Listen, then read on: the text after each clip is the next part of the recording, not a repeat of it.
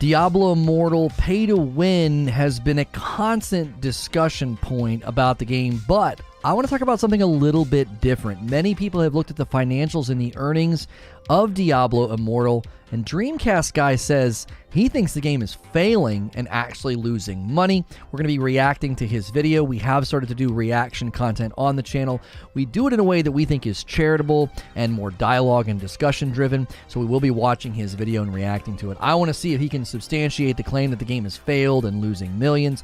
Many people were suspicious that the initial results of the game's first 2 weeks were not as impressive as Blizzard likely hoped, and they've even been called out by some people on Twitter. Going to do a redirect and bring people over from the Plague Tale Requiem gameplay extended reveal that we covered, and they'll be able to come over here and enjoy this stream. I've got the video here pulled up. You can already tell he's not happy. He's unhappy. We are looking for good videos to react to that we could be more in disagreement with. A lot of the videos that we've watched lately have they've been people that I agree with. So they make for a good video, but it would be better, I think, to maybe have a little bit more disagreement, a little bit more discussion and dialogue. And so I am going to pop the chat out. Guys, make sure if you came over from the redirect that you switch to live chat so you can see what everybody's saying, and smash that like button. I don't know if he has music in his video or not. I watched it this morning. I'll turn my music off if it does. Diablo Immortal is a freaking disgrace. It's something that's going to be a permanent blemish on top of Blizzard. I mean, so we're starting off strong. So we're starting off strong. He's not holding back. He's not holding back in his opinion about the game.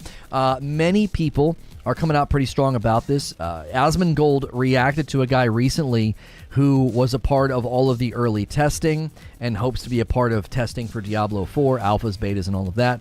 And he says, he might not get to because, there's that concern and that worry that you'll get blacklisted. So he's coming out swinging.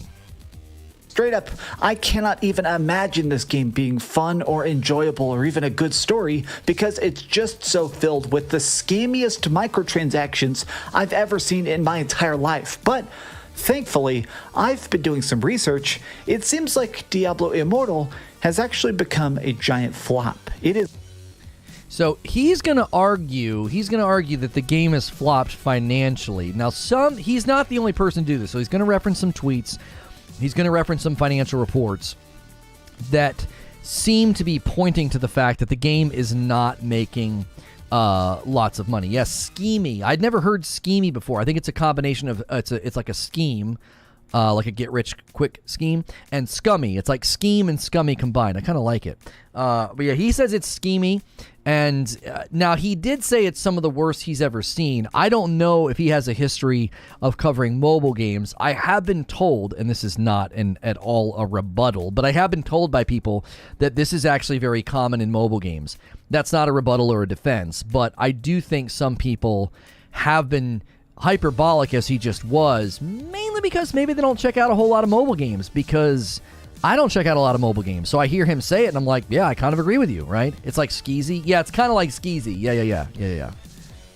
Is costing Blizzard more money than they're making. And I'm happy about this failure. But let's dig into the details. What's up, gamers? DreamcastGuy here. So, hi, how's it going? I'm a Diablo mega fan. I read the books, I beat the games, I exist inside this universe as much as possible. But so guys, make sure and support the video. Anytime we're reacting to people's content, I do my best to attribute them in the description. I have the link below, and I'm going to make sure and actually at him. Okay, it's letting me at him now. When I scheduled the stream, it wasn't letting me at him in the description. So he is now added. You can click on the at, or you can click on the video. Support his video, throw him a like, give him a nice comment, say, hey, Reforge checked out your video. If you disagree with him, just make sure you're charitable and respectful if you don't agree with any of the things he says in the video. I think we need to face facts that Diablo Immortal is something that exists very separately. A lot of these game developers lately, they feel like they're trying to make these individual divisions, keep your main games, make these spin-off games that just milk the online audience of mobile users as much as possible. Now, some people are concerned that this is going to be something that Ubisoft does Because Ubisoft has all but said what he just said. Now, they're obviously not going to say it in the way that he said it.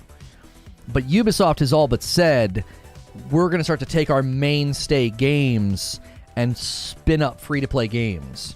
Which we all know what a free-to-play game is likely going to have tons of, is microtransactions. So, I don't know if I've seen tons of evidence for what he's saying. I think his video would have been stronger if when he said this, he started like pinpointing examples, because I don't think he gives us any examples of games that are taking their mainstay big franchise, spinning up a mobile game, and then putting bad micros in them. I don't know if he gives us any examples. I can only think of a couple big games that have moved into mobile, and I don't know if they have bad micros in them, like PUBG Mobile, Call of Duty Mobile, Valorant. I don't know if they've put a ton of bad micros in them, so I don't know if he has specific games in mind. Well, I started to just sort of dig around to see if the Diablo Immortal experiment has been a W or an L. And it seems like because of fan protest, because of the backlash, we have effectively killed this game before it really had a chance to take off. Now, let's begin by taking a look at this. So this is an article over on the Video Game Chronicle, and it says, a Diablo Immortal player has spent $15,000 to get a rare gem, and then he destroys it in protest. So this guy right here is actually one of the biggest Diablo streamers on the planet. His name is Quinn69. Secretly, I've killed Quinn a lot in video games. He's kind of a goofball. Well, he just decided that every time it popped up, should you buy a microtransaction, he would do it. He would buy it just to see how long it would take to get the best gear in the game. In Diablo Immortal, you get random pieces of armor and weapons, but what really just juices them up is these randomized gems. Well, he did it. Let me mute this, but this is the clip. He actually got the best freaking gear, the best gems, the best everything in the entire game, and it cost him $15,000. Well, I don't think this clip is him actually getting the gem, because that's a rank 2 1-star, so I'm not sure where that clip is. Now, there are people that really disagree with what Quinn69 did. The Yang Ya has a video. Yang's video, he actually uses the simulator to see how much money you would spend. So there's a simulator, there's a website you can go to, and you can simulate how much money you would have to spend before you get like a 5-star, and he does it. And something that Yang didn't get critical, but you could definitely tell that Yang disagreed, okay? Yang was essentially saying, like, this is just silly, why would you do this? I wouldn't do this. I, for one, wouldn't spend my money on something like this. But Quinn is in a different scenario, I think. Being that big in the Diablo community, it's a business expense, and it obviously everyone is talking about him. He's in every article about Diablo. It's been amazing press for Quinn, and I would think if you're against Diablo Immortal, you'd be in support of that kind of viral fire, because it's not good for Diablo Immortal at all for somebody to be in a headline saying it took me $15,000 to get to the point where I got one of the best items. So I don't think that's been particularly good for Diablo, because Yang's take was, well, you just gave all this money to Blizzard. It's like, Yang, come on, man, $15,000 is nothing. That's like a nickel to them, okay? For one of the best gems, you need 5 of them. So theoretically, he would have had to spend $60,000 to get the best gear in the game. And so, as an act of protest, he decided to delete it. He deleted everything, including his character, all in an act of protest. I massively salute this. Now, in case you don't understand how this is just such a scam, if this doesn't really make sense, somebody decided to make an algorithmic generator that shows it. Essentially, whenever you're trying to get the best gear in the game, you spend $25 and it goes, all right, let's just play the slot machine, yay! And you get some random stuff. None of these are actually good, so let's keep playing. So this is the problem, is that right now, a majority of Diablo Immortal isn't dungeon crawling, it's not adventuring, it's not doing co-op with your friends, it's this scammy garbage, and people realize it. Okay, here's one thing, and I'm going to say this a lot when we do reaction content, okay? Your video and your argument in your case is always stronger when you're insanely precise and accurate. So when he says that just there, okay, I don't know if that's the best representation of the game, because what you're doing when you go to the simulator and you simulate that draw for the $25, that happens at the end of a dungeon. Okay? So the simulator is great, and it looks just like a slot machine. But to say, oh, most of the game is not playing with your friends, it's not running dungeons, it's this. I don't like that, because I'm like, that's not a fair representation. Yes, brutalize this game with criticism, expose it, drag it into the light. But when he frames it in that way, it's like, bro, that's not actually true. You spend the money, then you run the rift, then you run the dungeon, and these things drop at the end. This simulation is giving you a clear picture into the likelihood of what you'll get. This is something that Josh Strife Hayes was wonderful on. He said they're getting around the loot box definition by having you pay, and then you run a 5-minute rift, and then the loot drops at the end, and all the percentage chances are on those drops. So I'm not going to blast him for this, but I'm just going to say very lightly, a very soft criticism, you're always going to look better as a critic, as an orator, if you're extremely precise and accurate. So don't, when you say something like that, you're like, most of the game, you're not playing with your friends, co-op, or running dungeons, you're doing this. And it's like, that's not in the game. There's not a slot machine 10-pull gotcha in the game. It's a gotcha 10-pull woven into dungeon. That's why Josh Strife Hayes' video is so good. It is precise, it's meticulous, it's careful. So I'm not going to blast him for this. I think this is a minor quibble, but you're going to hear me say this a lot when we do reaction content. It's like, your video would be so much better and so much stronger, because the average Diablo Immortal player that's playing that hears you say that, they might check out and be like, this guy doesn't know what the frick he's talking about. That's not true. There's no slot machine in the game. See what I'm saying? Yeah, it comes off as disingenuous. I don't think he's being willfully deceptive. I think he's just saying, this is the game. In effect, in essence, the spirit of Diablo Immortal is this stupid slot machine. That's what he's saying. So, believing the best about him, I don't think he's trying to be misleading. I think he's just being very quick summary. This is basically what Diablo Immortal is. I think it kind of weakens the video a little bit, though. People are finally seeing what NetEase have been doing for years. I think Bungie sold out to get out from the NetEase contract. Yeah, maybe. Maybe. Anyone else who got a good 15 hours out of Diablo Immortal, finished the campaign, and then simply quit? Personally, it's one of the few non-PvP games I enjoyed playing on mobile. Josh's videos are so good because he has been doing it for years compared to most. Well, DreamcastGuy's got a big channel. He's been around for a long time. It's a different style of content. That's just a very light criticism. I'm hungry for debate and disagreement, and I don't disagree with most of what he says in the video. So I am going to put to the test, though, his claims about the financial loss. The title of the video is like, the game has failed, losing hundreds of millions of dollars. I don't know if he substantiates those claims in the video. You can decide for yourself. If you're enjoying this reaction content in this video, be sure to support his channel and his video linked below, and give me a like. We don't even have 100 likes yet, guys. Let's have a strong start on the vid. I know you guys seem to be responding positively to my reaction content, and I appreciate that. Let's continue. This has now become the most disliked game ever on Metacritic. It's getting severely review bombed. Interestingly enough, it seems like because of the backlash, right now it just got delayed in China. Like, it was supposed to come out in a couple hours, and yet they just randomly said, actually, we're not going to be releasing it. Also, there's like a Chinese Twitter account called Weibo. That's just been banned. It seems like Blizzard may be actually getting hit with scam laws overseas, which is fascinating. But Okay, so here he makes some mistakes. I've done this myself. It's easier to make mistakes, I think, in a live environment. In an upload environment, I think he should have been a little bit more careful here. It wasn't an account with the name Weeaboo. It was a game's official account on the Weibo, or however you pronounce it, and they got banned from making posts. Apparently, they made a post about the president of China, and that's a big no-no. Okay, that's a big no-no. So this section, he maybe just should have cut because they're not getting blocked in China because of scam laws. They're not getting blocked in China because of the monetization.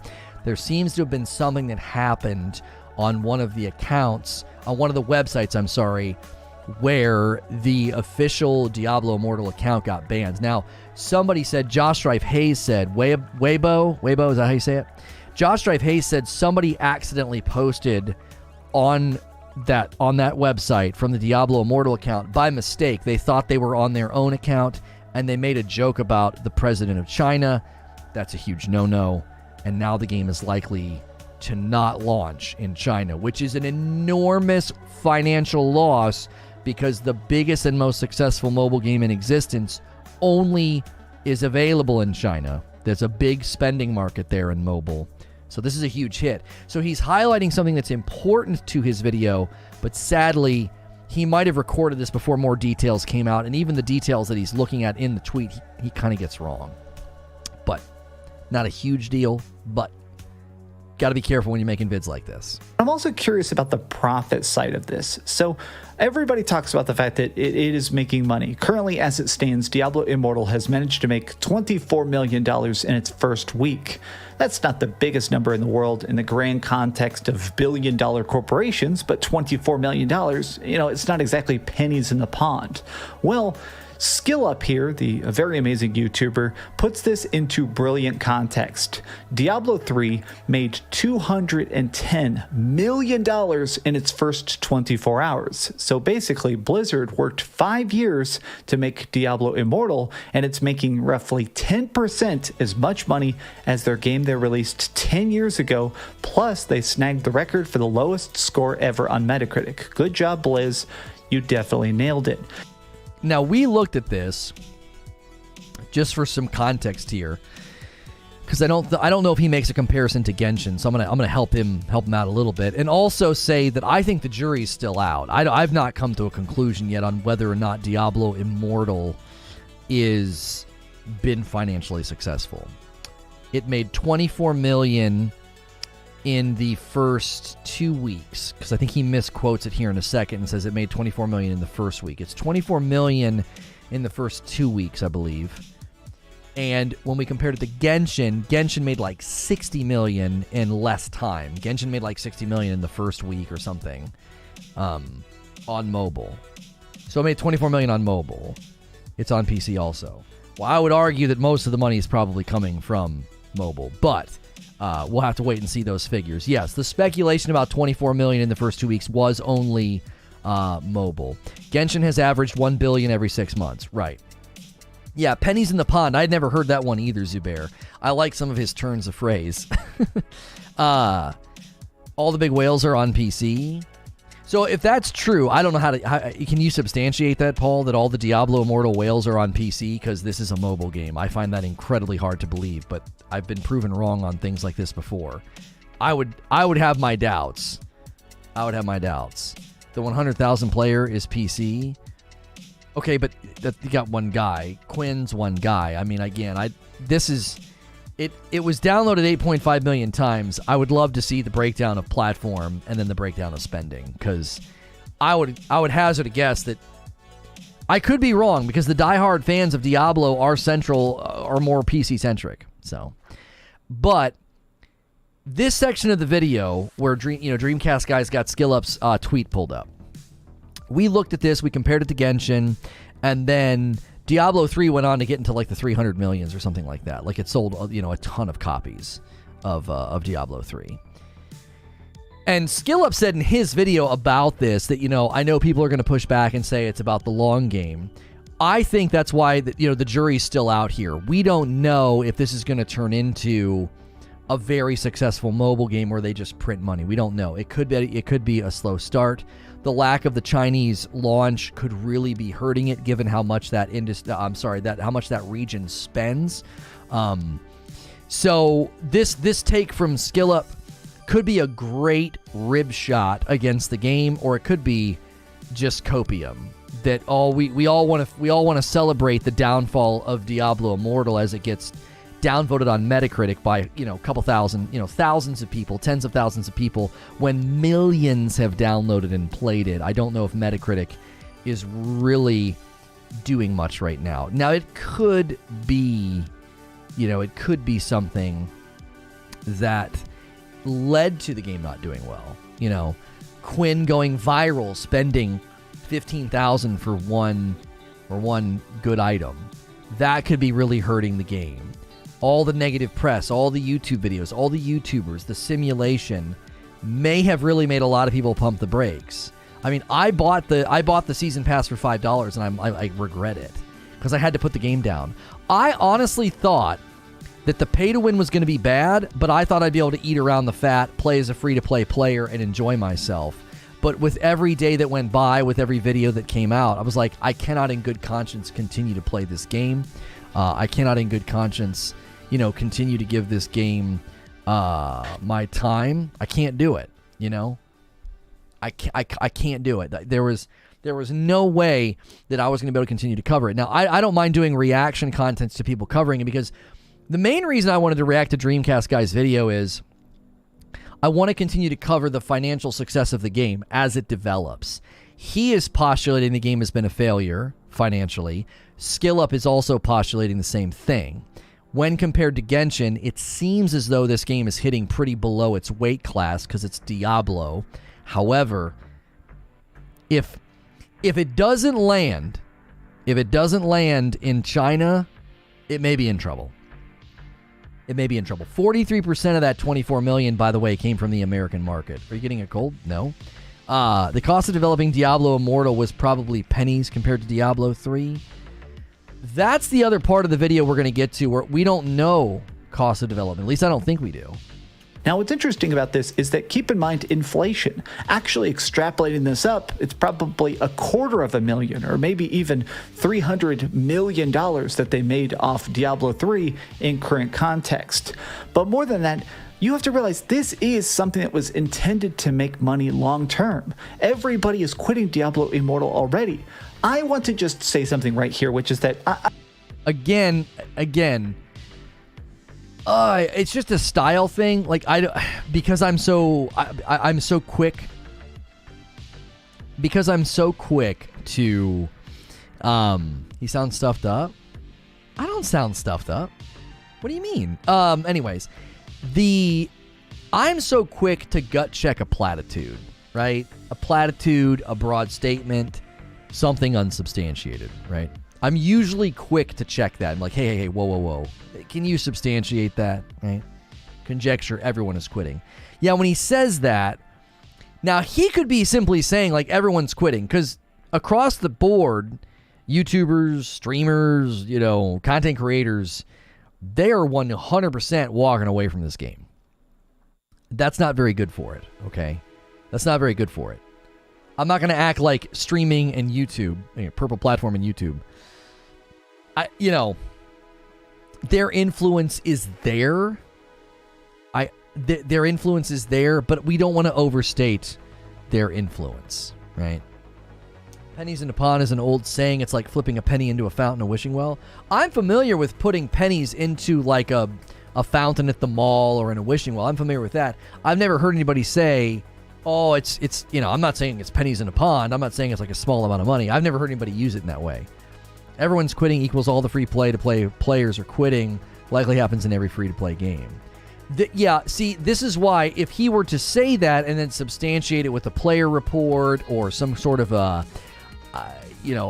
if there's a website that's able to track that or something. What's the daily player count on Immortal? No idea.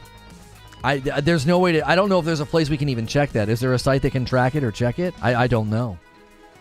I don't know. But when you're going to say something like that, I think you need to be able to substantiate it. So again, if you're going to make a video saying, man, this game has failed, it's losing millions of dollars, I think in a couple of these sections, he's kind of hurting himself a little bit because he's not really saying anything that's substantiated. It's a bit of a just like that broad stroke platitude. So let's see what else he has to say. I do see these weird people online who are sort of trying to defend Diablo Immortal and say something like, oh, it's supposed to suck at the start. Apparently, this is a real thing I've seen in my comment section, which just absolutely melts my eyeballs. But some people have said Diablo or any mobile games start off very, very predatory to make you not spend money, so that later on when they lower the difficulty, when they make the game easier, when they make the microtransactions more favorable, then people buy in. It's a weird... I have never heard this before, okay?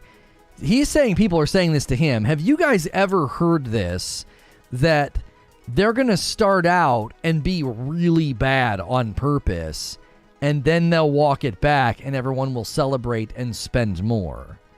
I mean, it's genius if it's a thing. You talk about slowly boiling the frog in the water. You make it terrible, everyone criticizes it, and then you walk it back, and then more people are willing to spend money. I've never heard this before. He says he has people telling him this. He doesn't seem to buy it, by the way. Just so we're clear, DreamcastGuy is quoting people that said this to him, that it's going to be really bad at the beginning, and then they'll make it better later. Creature saying that 2K does it. I've heard it, but I've never believed it. Okay, so Creature saying 2K does it. Brutal saying he's heard this before and just never believed it. They start heavy to make you feel like you've put in too much to up and stop. Huh. One of the best Diablo games. It's sad. The sad thing is it's one of the best Diablo games in terms of PvP endgame builds. You know what's funny, Paul? I was watching Asmongold react to that guy's video, and he said it's one of the most balanced games for PvP he's ever played. And Asmongold brilliantly replies, of course. Pay to win doesn't work if you have certain classes that are weaker than others. Every class needs to feel good and balanced and strong, because then you're more confident in purchasing and spending money to make your character more powerful. I was like, that actually makes sense.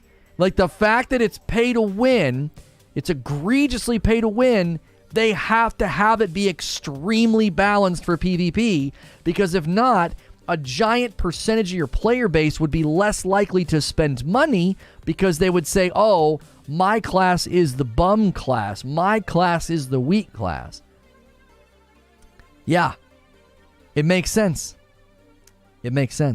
So he doesn't buy it. DreamcastGuy, again, just to be clear, he's quoting people that are saying it's going to start out super predatory and then it'll get better later, so then you celebrate it and spend more money. So he's saying he doesn't buy it.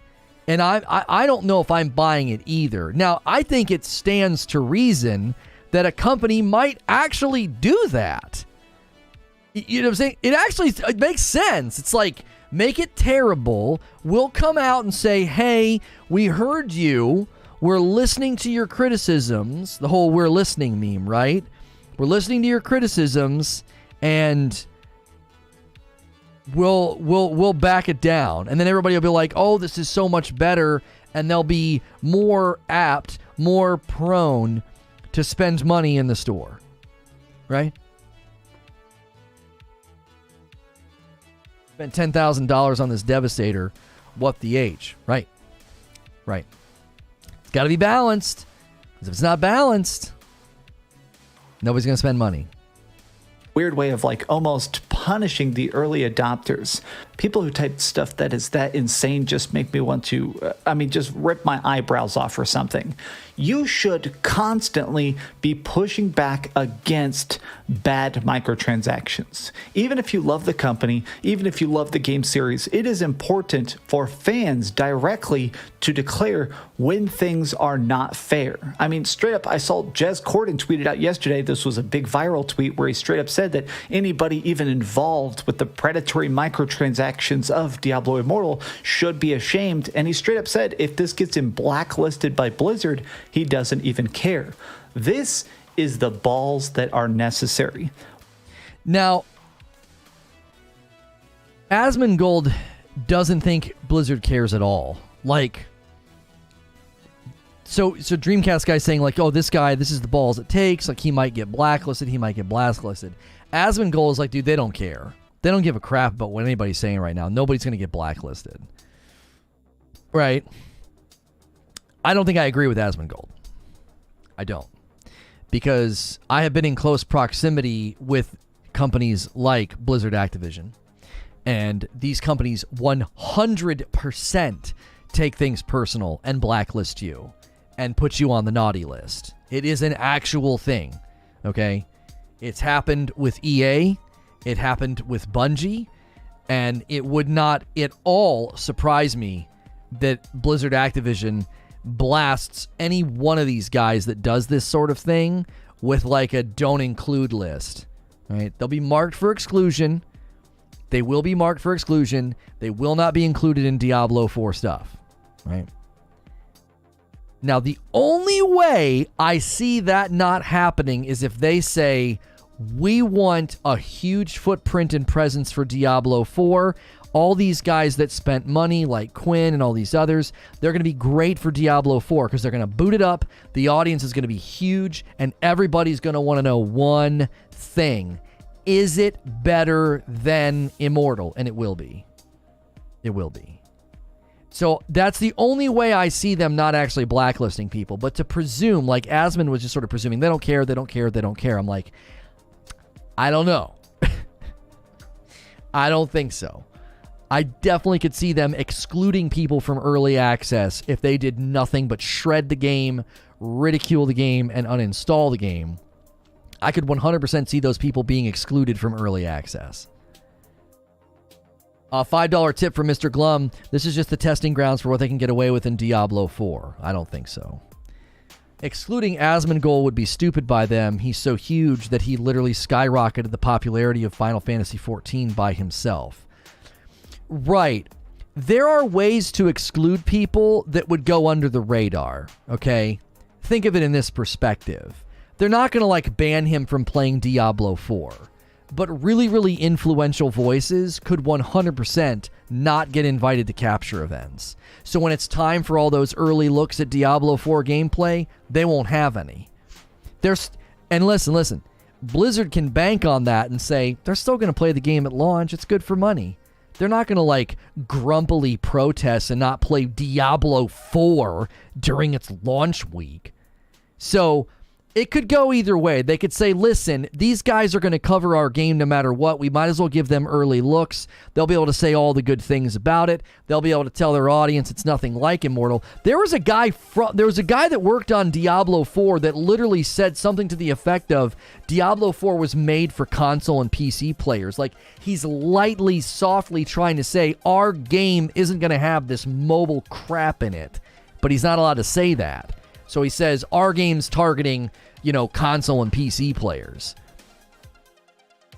I think you're right. They will care, but they won't do anything about it if blacklisting will hurt the bottom line of Blizzard. Blizzard could flip that and invite them and show what they want their fans to see. Oh, totally. Totally. This would be the most sinister thing of all. We'll get back to DreamcastGuy's video in a second. Because we're reacting to it, and this is part of the narrative that he just put out there, that somebody might get blacklisted, this takes balls or whatever. This would be the most sinister outcome, is that if Diablo 4 launches and is significantly better and awesome, doesn't have any of the stuff that Diablo Immortal has, you get all these content creators to praise your game, promote your game, record sales, huge player base, and then they add the stuff later. Right? And then all these guys have to go make retraction videos, be like, listen, this stuff wasn't in what I saw, this stuff wasn't in the game when it launched. I think it's pretty obvious that Diablo 4 won't be like Immortal. I'm confused that people have that impression now. It's the thinking that Elder Scrolls 6 will be like a mobile game. It definitely won't be. Yeah, I think people are extremely upset about what's happened, and they're just sort of jumping. They're just jumping to those conclusions. And I get it. I do. I understand. People are ticked. They're not happy. What sort of inspired this video is this weekend I randomly decided to do a platinum trophy run of Resident Evil 2, and trust me, I'm getting to a point with this analogy. While going through that game, there was just such a raw passion to every single part of it. Every zombie placement, every corner, every line of voice acting, everything in it became this big amalgamation, this big pile of love that equals a product that is better than its parts. Whereas Diablo Immortal, it sort of made me reflect on how Diablo Immortal is the exact opposite. Every line of dialogue just feels forced. Every piece of art, even if it's good, you can tell it exists to get you closer to the microtransactions. Now, I disagree with him here. I actually thought the dialogue was quite good. I thought the voice actors were good. I thought the writing was fine.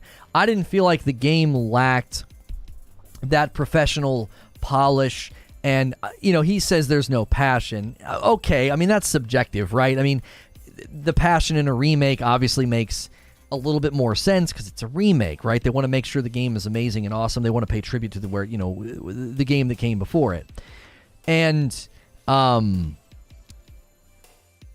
me, I get where he's going with the artwork. I get where he's going with they're trying to constantly funnel you to micros. I get what he's doing. Again, I feel like you want to be really precise and careful in a video like this, because what you end up doing is you're giving fuel to the people that are going to continue to play this game and act like this game is no big deal. Because you can be like, what are you talking about, man? The voice acting was fine. The writing was fine. The voice acting, was perfectly acceptable for, a mobile game, Lono, you mean like they already did with their other Activision Blizzard games? They did this with Black Ops 4, and it made SkillUp delete his video. Really? I don't know anyone who legitimately thinks Diablo 4 will be exactly like Immortal, but they do think 4 will have some of the same aspects. Black Ops 4 launched without loot boxes, and they patched in loot boxes afterwards. Right. How does DreamcastGuy have an audience? I think his content's fine. I mean, listen, a lot of YouTubers do this. So I'm not trying to be pedantic and pick his video apart. A lot of YouTubers speak in real quick broad brush platitudes. Most people will just accept it. They'll just accept it and keep watching. They'll just accept that everyone's quitting or all the dialogue is bad and feels forced. They'll just accept it. I'm not saying it makes the video bad. I'm saying it weakens his case, right? I just think it weakens his case. So I think he's a perfectly fine YouTuber. I think his content and his delivery, I actually watched another video after this one because you get accustomed to his delivery style and his voice, and I don't know. I watched his video on the PlayStation Plus stuff. So he's arguing like he's having a conversation with a friend, not like he's trying to convince a judge, which is probably one of the reasons he's popular, is because it just sounds like you're talking to or listening with your buddy. And that makes him, I would imagine, winsome and enjoyable to an audience that likes what he has to say. So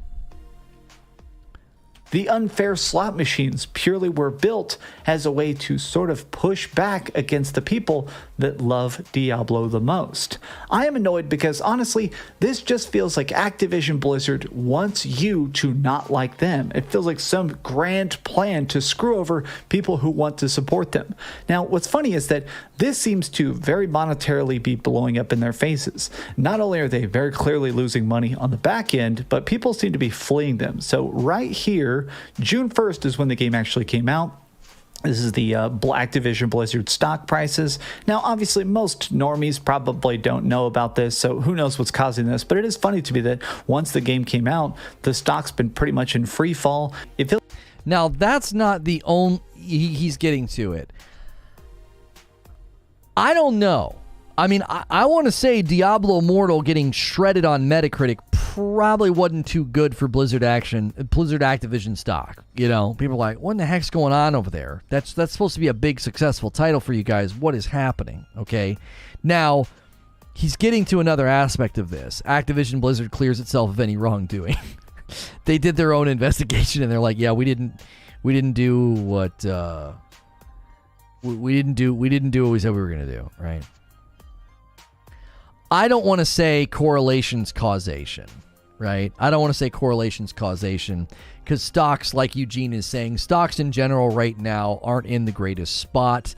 I'm looking right now. Yeah. And it's looking like, when was that? Yeah. For the last month.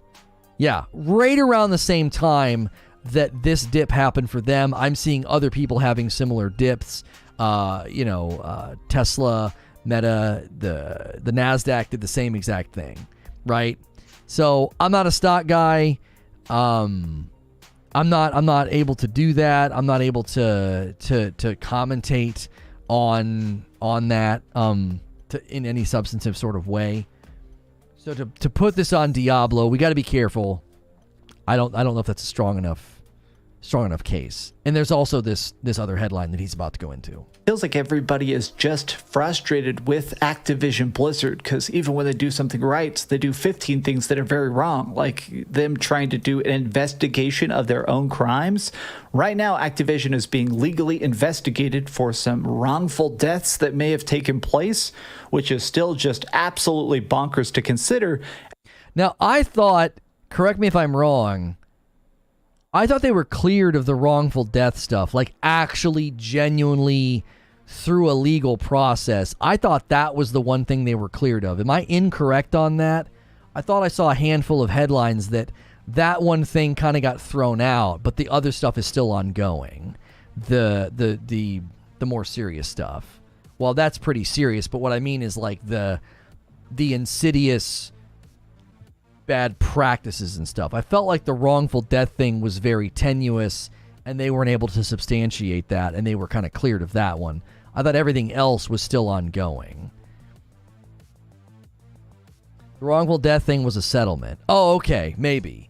Because he said wrongful deaths, plural, and I was like, I'm pretty sure that's over and done with. I don't even know if that's a part of this anymore. I stopped paying attention to it because until a conclusion is come to, all you're going to get is spin, right? You know, maybe Blizzard Activision can get IGN to write a puff piece for them the way that Bungie did. But, yeah.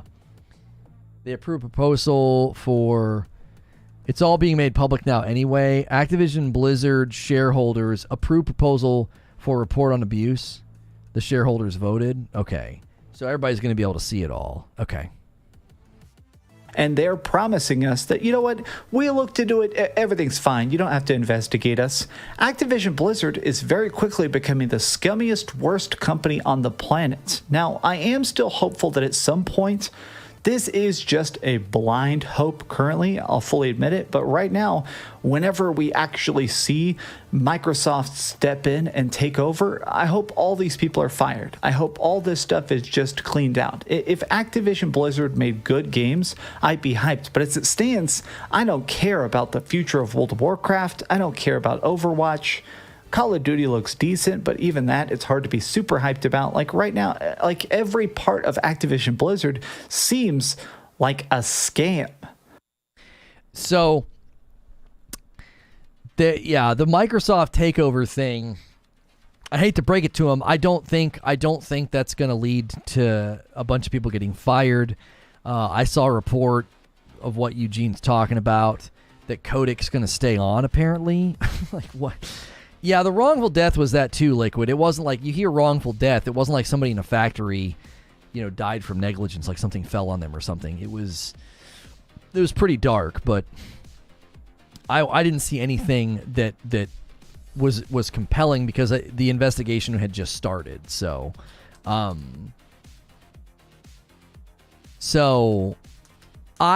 don't think Microsoft coming in and taking over is going to do anything. I don't think you're going to see a bunch of people get fired. Now, we would hope that Microsoft steps in and clean up the HR and the practices and the wrongdoing, but I don't know. It's that I don't think seeing everybody be fired is going to be the result.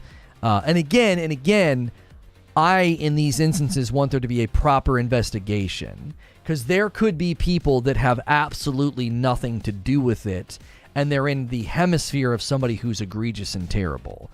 You want to make sure you get the right folks. So, he's not gone. They literally just voted to keep him on. Yeah. So unless Phil takes over and just overturns everything that the shareholders are voting on, Microsoft could dismiss him later, but right now he's been voted. They're keeping him on. So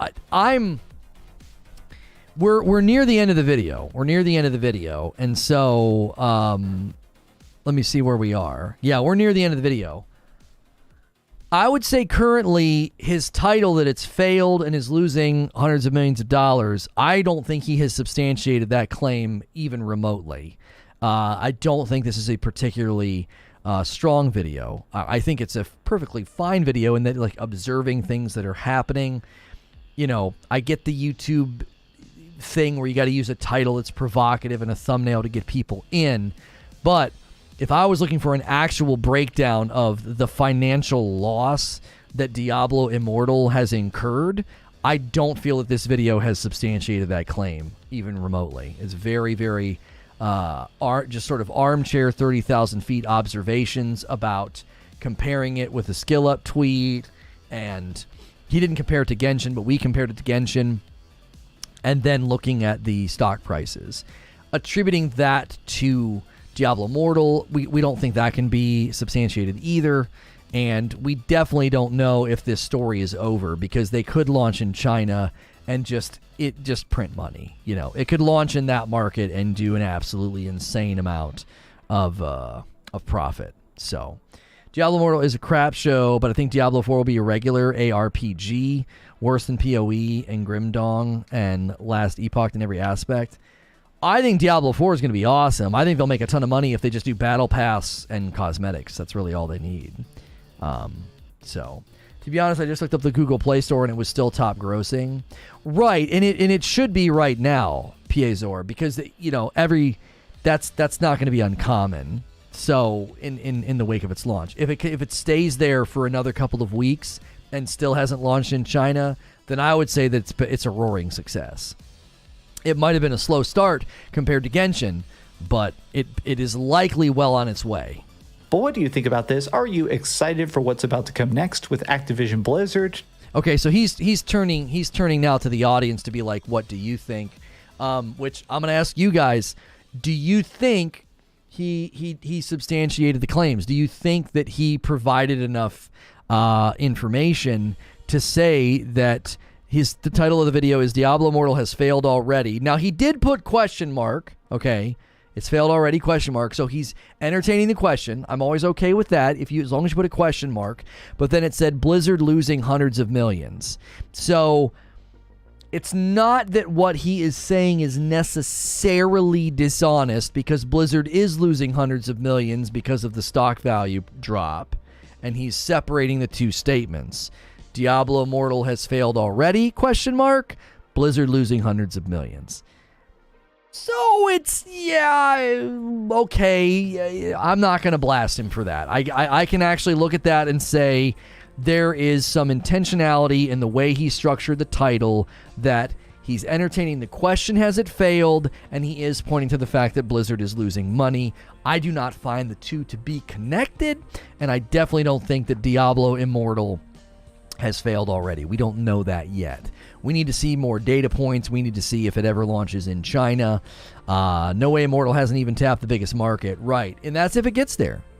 We don't know. We going to radio today? I'm going to explain what's happening over there on radio in the members only AMA, Mo. So, until I see otherwise, the game looks like a failure financially at this point, but I thought that before the video. Yeah, the other day when we reported this on radio, Eugene was one of the people that said, that doesn't sound like enough money. 24 million in 2 weeks sounds really weak. I think this thing is financially failing. And others were saying, no, that's a perfectly fine start. And then Wheezy was really... During that Reforge Radio episode, Wheezy was really hammering home the point that, like, it hasn't launched in China yet, and if they can get through whatever's going on with the China launch, then they will be well on their way to making tons of money. More than likely, they will be well on their way, I would think. So I thought the video was quick, it was good. I know that other people have reacted to his content. We've been trying to find people that we're confident, aren't gonna come after us if we do a reaction vid, because I don't feel like fighting with people. I don't feel like squabbling, with copyright claims. So I saw that other people had reacted to his content, and so I thought, okay, I'm interested. What are people doing? BCC. Yeah, BCC. Oh my gosh. I think that hinges on what their development cost was. That's another thing that we need to see. We do not know how much money this game costs to make. We just don't know. We have no idea where this thing landed as far as price. There's no way to know. Isn't the Chinese market the reason they chose to partner with NetEase to help them navigate the government of China? It could be being smoothed over right now, right? I mean, the guy that did the post is likely gone, is likely fired, because that's what Josh Stripe Hayes seemed to indicate in our stream chat the other day. He seemed to indicate that they had made a post about the president of China, and they accidentally made the post from the official Diablo account, and it totally log jammed the whole thing. Like, they banned the account, and then all of a sudden the game wasn't launching over there. So, profit doesn't equal success. Does anybody know the joke that was made? Because if it was a Winnie the Pooh joke, that crap's over. There's no fixing that. Yeah, I mean, yeah, and again, you know, Blizzard may be able to smooth it over and be like, listen, it was one person, it wasn't our company, right? Oh, it was a Winnie the Pooh joke? Well, there you go. If your goal was buckets of cash and you walk away with a small cup, even if it's profitable, it doesn't mean you succeed. Yeah, I think fundamentally that's the dilemma. Like Asmongold talked about that in his reaction vid. He said if they're hoping to make, 100, what they really want is 150. And if instead of making that 150, they make 110, that's not good enough. Like, if they're expected to make like 100, they want 150, and if they don't make 150, they're angry. Like, basically, they want everything to just keep going up, which makes sense. And given how expensive game development is and how much these publishers pour in, it was pretty much the Twitter stuff that tanked it. That's crazy to think that somebody was able to do that. That somebody was able to literally make a joke post from the official Diablo Immortal account get banned, and then the game is likely to then not launch in the most lucrative market. Like, you talk about, that's nauseating. You're talking about billions of dollars that they're not going to be able to make, because that market would spend billions in their game. It would. Like, there's plenty of evidence to show that mobile games thrive in that market, and to be blocked from that market is that hurts. They're not known for their sense of humor. More like cheap labor and genocide. Yeah. It was about blaming the company can pay away problems and private citizens will get jail time for something. The same thing. There's no way that a top 2 grossing game currently on Google Play Store is a loss. Again, I don't necessarily disagree with you, Pizor. I don't disagree with you. It's about how long does the train last, right? So they could be king for a month and be the king mobile game when you go check that earnings ranking, right? Like, you're checking the top grossing game, okay? You go and you check that and you're like, oh my gosh, they're making the most money, okay? But that doesn't make sense. That doesn't necessarily mean that it is making the money that the investors wanted to see. Because it'd be easy for us to look and say, I would be perfectly happy with that amount of money. You wouldn't even question it. You'd be like, oh my gosh, that's an insane amount of money. But imagine, like, have you ever watched Shark Tank? You would watch Mark Cuban invest in a company or not invest in a company because his potential return is just too low. His upfront capital versus the return is not good enough. So he'll look at a company and say, best case scenario, this is how much return I'm going to get. That's not enough. And you look at it and you think, worst case scenario, I would take that return. Holy moly. Well, you're not a venture capitalist, So if you look at the number of people, number of hands, number of eyeballs on this project that invested, that they looked at the market research, and they were thinking, here we go. We're going to make a ton. We're going to make a boatload. And then 2 weeks in, they're like, bro, we've only made 24 million. And you think that just sounds insane, because it does. There's an element of insanity there that, like, we only made 24 million. But if you were hoping to make 50 million, you look at Genshin and you think, oh man, we're a household name. Diablo should be able to at least touch 50 mil. We should be able to get close to Genshin, and you pull less than a third. Or I'm sorry, you pull about a third of what Genshin pulled. And they pulled it in less time too. I think what was the figure for the Genshin 60 million? I think that was a week, and the 24 million for Immortal is for 2 weeks. So they're way behind. You're talking about averaging 12 million a week when the opening week of Genshin, I believe, was 60. So you're talking about 1/5. A fifth of what Genshin pulled. And you're a household name. Like, I think this is one of the reasons that people are so irritated about this. Funny enough, our coverage has fallen well off. Our coverage has fallen well off when we cover this now. This is the second time we've covered it, and Diablo Immortal is basically dead on YouTube unless you're a big dog. When we first were covering this, playing it, reviewing it, and covering the controversy, we just raked in the viewership. Everyone was interested. But the audience on YouTube is just the general public that consumes video game content. I think they've just moved on. They're like, we don't care about this game at all. This game is trash. Seriously, any game that engages in these practices, you hope to them to fail, but sadly, almost never happens. Question is, how much did Immortal cost to make? Right. Returnal has sold 500,000 copies. 24 million is the equivalent of 500,000 copies sold at $50 a copy, and Returnal has sold 500,000 copies. Yeah. When's the Blizzard's earning report coming out? I don't know. I do not know. I don't think you can say it's losing money. No one's saying it's losing money. It's that they're not making enough money. To investors and shareholders, not making enough money is equivalent to losing money.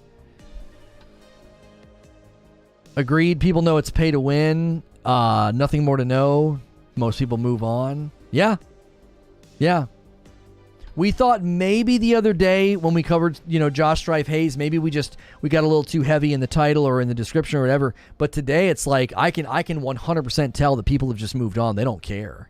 They do not care. We hit this game hot and heavy those first couple of weeks. This game could do no wrong in the algorithm, and now, but it's just nothing. I can probably say they haven't recouped their dev costs, says Eugene. They still likely have projected returns and investors to please. That's exactly right. I disconnected from the game just after launch when I found out how predatory it was, so in simplistic terms, the game's dead to me. Yeah. The most valuable commodity is money. The second most valuable commodity is our attention.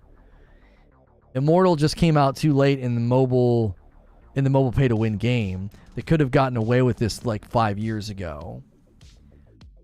Maybe. I mean, they would have had to been pretty quiet about it, because if you launch a Diablo game and you launch in the mobile market, I think everybody would have been like, what the frick are you doing? Like, why are you launching a Diablo Immortal game? I'm sorry, why are you launching a Diablo mobile game? What are you doing that for? They did not make enough money for a gacha mobile scale. That's what many people were looking at. That's why people started drawing the comparisons to Genshin. People were looking at Genshin and saying, I don't know. Genshin did much better. This game should be pulling real strong numbers. It should be pulling some real strong revenue. If the Diablo brand wasn't attached to it, that's what I'm saying. I don't think so. If you had the Diablo brand attached to it, I think people would have immediately been like, "What the frick are y'all doing over there?" You need to make at least FGO or Genshin for a few weeks.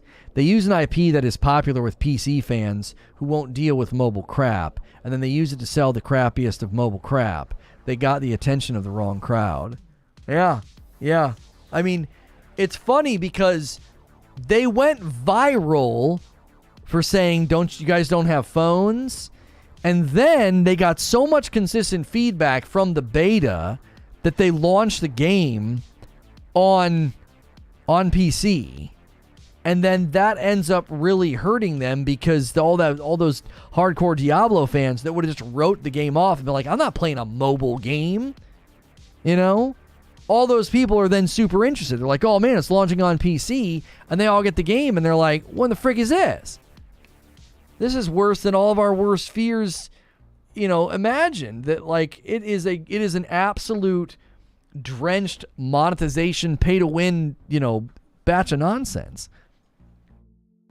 And the market they aim for, China, they're not in, and maybe never in. So I haven't seen anyone point me to a game that's as egregious as this. Well, what's that super popular game? Have we looked? We've not broken that game down, Eugene. I don't know. What's the super popular game in China? What is it? What's it called? If this game was called Rift Breaker, most of us wouldn't bat an eye. I have no idea what's happening in the mobile space. What are they supposed to say? This one isn't for you Diablo fans? Yeah, Honor of Kings. Like, how bad is Honor of Kings pay to win?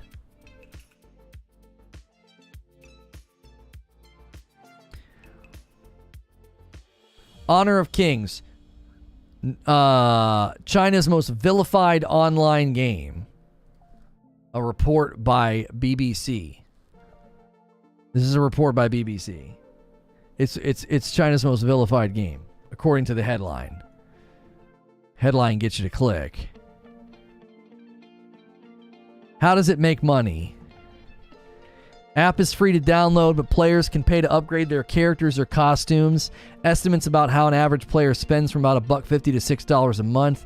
That doesn't sound like much, but it adds up when a game with more than 50 million monthly active users. What are people worried about? Parents and teachers worry that children are becoming addicted to the game. While hand-wringing over gaming is nothing new, Honor of Kings has drawn a particular scorn of the government, which called it poison and a drug that harms teenagers. Called for regulatory controls. The revenue model depends on getting existing gamers to spend more time on their products. How important is the game? Tencent made $7.7 billion in the first quarter, and about half of that was from gaming. Could tougher regulations matter? Yeah, they're not going into detail about what the game does. They're just saying that it's harmful to children or whatever.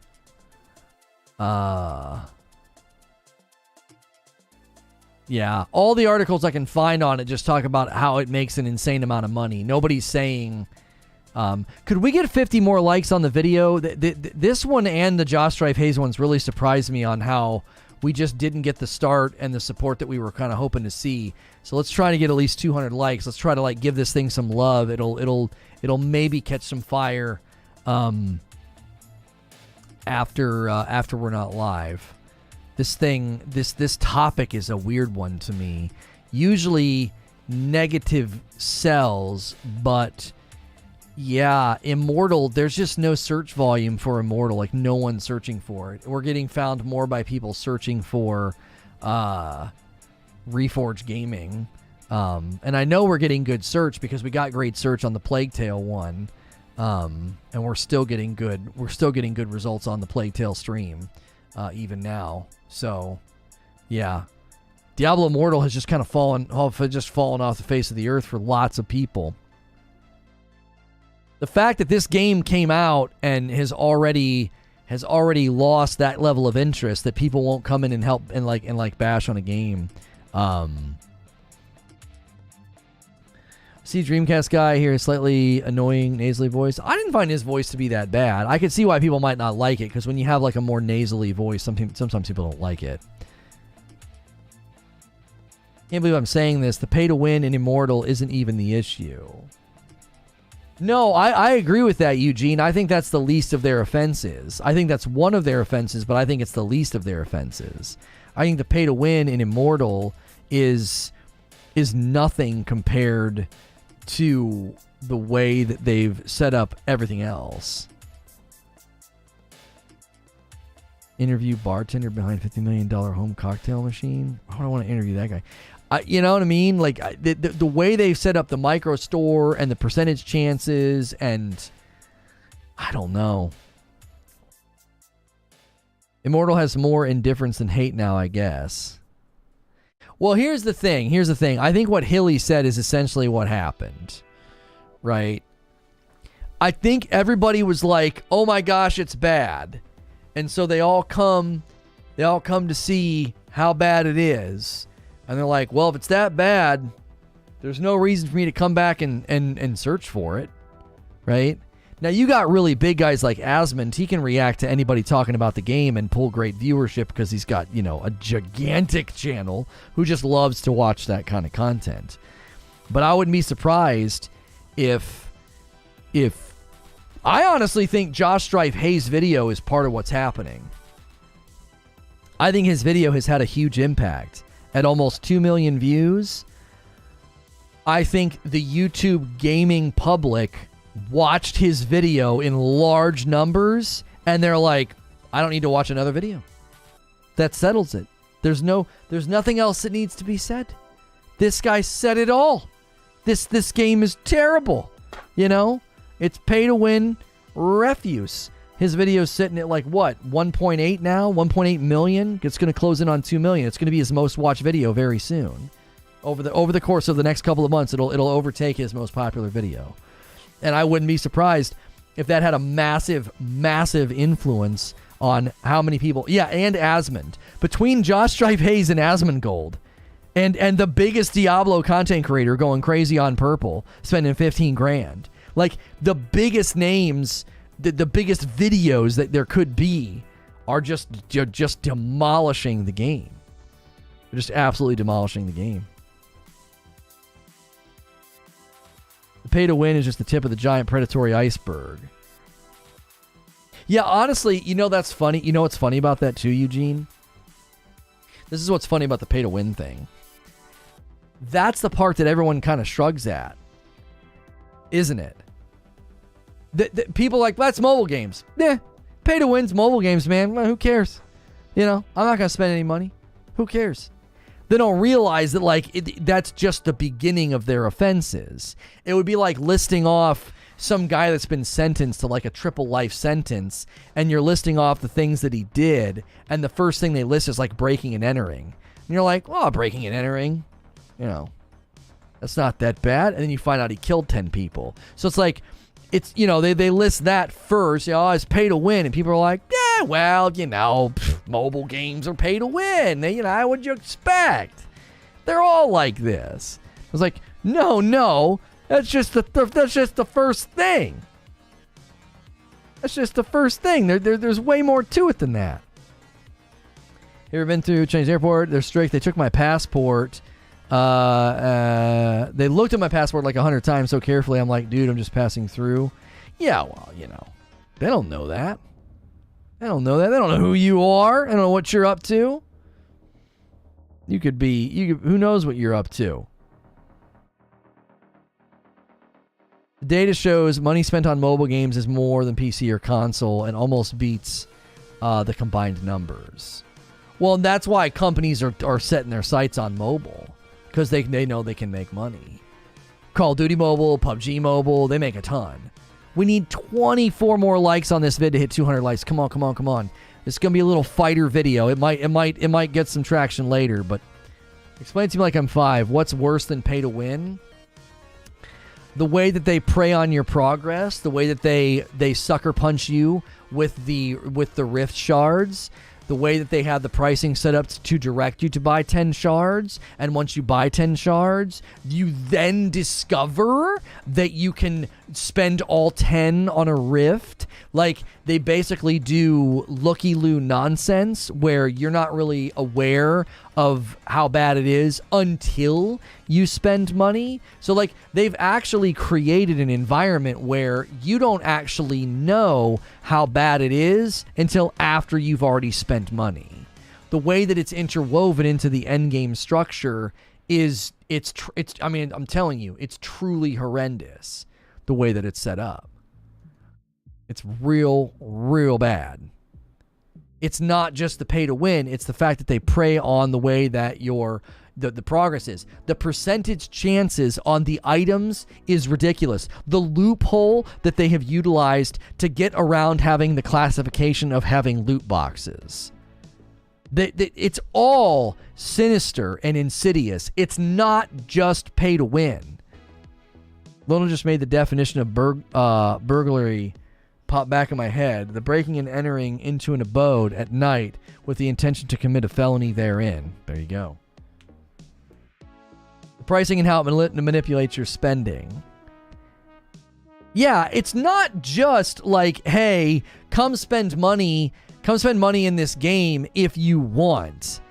And if you fall into the pay-to-win culture, it's kind of like, man, look, you knew what you were signing up for. Like, I could look at somebody and be like, look, man, you knew what you were doing when you started buying those card packs in FIFA. You knew what you were doing when you started buying those stupid card packs in that football game.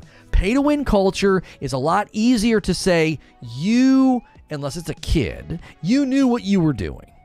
You're an adult, and you knew what you were doing. But Diablo Immortal is set up in such a way that they don't show you everything. They have so many currencies that it's difficult. They make it difficult for the player to even have a sense of value transmission of what they've spent. They want you to be completely disassociated from what you've spent and how you've spent it and how much you've spent. You don't know. I see what you mean. It's all related to the pay to win, but it's not just the standard pay to win garbage. It's way worse. That's exactly right. It's like saying, oh man, it's just this nasty troll under the bridge. And it's like, yeah, well, that troll under the bridge, that's just its head. And it climbs out of the water and it's like the size of Godzilla. And you're like, that's not just your average troll under a bridge. It's something way worse. If you took PvP out of Immortal, it would be just as bad.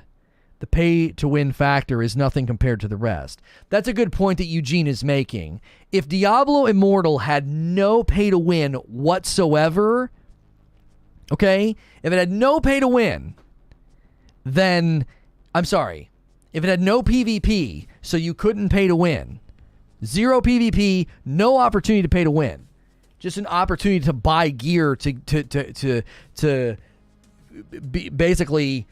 That's the end game, right? The end game is the rifts, and so you're basically buying for chances at end game gear, right? That would be the game. Like, that was something that DreamcastGuy tried to talk about. He was like, this is basically the game, right? You're not doing dungeons, you're not playing with your friends, you're not playing cooperative. No, you're doing this. And it's like, well, yes and kind of no. It's you have to run the rifts, which are essentially dungeons, right? You have to run them in order to get them, in order to get the drops, right? Your hair is fine. I love when somebody that isn't that I don't recognize says that. What are you doing here? I play with my hair. It's something that I do. Get over it. Don't they have raids and dungeons? They do have raids and dungeons. Maybe that's what he meant to say. Maybe that's what he meant to say, is that you're not running raids and dungeons, you're just running this. You're just running these rifts, which are basically living loot boxes. Like, it's a 5-minute loot box. It takes you 5 minutes to open the loot box. That's the old common law definition. Most jurisdictions took the night element out by statute, but in the early 1800s in England, it had to be at night. Really? Huh. They sell a monthly pass where if you fail to log in one day, you won't get your rewards until you buy another monthly pass, but then you lose the second reward until you buy a third. Yes, the continual lost day deficit. So you pay for this 30-day thing, and as long as you log in every day in that 30-day period, you get this amazing, you get a crest at the end, right? If you miss one day, you need to accumulate a total of 30. So if you miss one day, you don't get that cumulative reward. You have to buy the next 30-day batch. And when you do that, once you accumulate 30, you get it. So you finally get that crest from the first one that you bought. But now you're in the second one that you bought, and you will be unable to accumulate 30 days because you're carrying that day deficit that you missed. So then you've got to buy the third boon of plenty because you don't have the ability to accumulate 30 days because you have this eternal deficit that you're carrying with you. So you never truly get what you paid for that first boon of plenty. All you got to do is miss one day, and you are carrying a 1 day, however many days you missed, you're carrying that deficit in perpetuity for an infinitude of boons. Every time you buy one, you're not truly getting the value of the item. Scum garbage. Yo, Valiant. Thank you so much for renewing your membership, dude. Welcome back. During the day, it's just pilfering. That's why I say the pay to win is nothing compared to the rest, and that I refuse to believe what Immortal has done holistically is normative. The crummy part about the 5-minute loot box sounds like the perfect mobile gameplay loop now infected with loot box poison. It's so fun! It's so fun! They took a format that they learned, right? They took a format that they learned in Diablo 3 with the Loot 2.0 and the rifts, and they learned that people loved that content loop, and they were like, throw it in a mobile game, make it a little bit shorter and more accessible, and turn it into a loot box. It's so bad that people can't grasp how bad it actually is. It's like they mentally reject it as being possible. It's this bad. That's why I think Josh Strife Hayes' video killed this game's search relevancy on YouTube. I think his video and Asmongold's videos have like single-handedly killed this game's search on YouTube. Like, no one's searching for it now. Like, as soon as we get out of June and I can do search volume research in July, I bet you Diablo Immortal's in the dadgum toilet. People are just like, frick that game. I'm not searching for that game. I'm not looking for that game. I'm not watching that. Now, I guarantee it pulls big stream numbers because the guy's running that simulator. It's probably pretty entertaining, but that'll run out of gas real quick.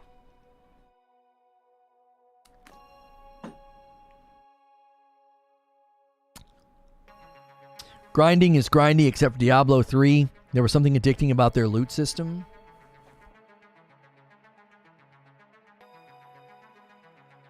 The Immortal system is amazing, but it's run by the big spenders. We're in the winners at the moment, says Paul. Oh, you're winning your bracket? Haven't been reading chat because screen off, but I'm pretty sure in the U.S., daytime is still breaking and entering, and burglaries, depending on where you are, doing the same nighttime. Yeah, Zubair said some states got rid of it by statute, but some states it still says that. I think he said that. Something to that effect. That the nighttime thing is still there in some places. How many more likes do we need? Guys, just a couple more likes. Push us over to 200. We're at 198. I love to see that 200 at the very least on these little engine that could streams. This thing could get there.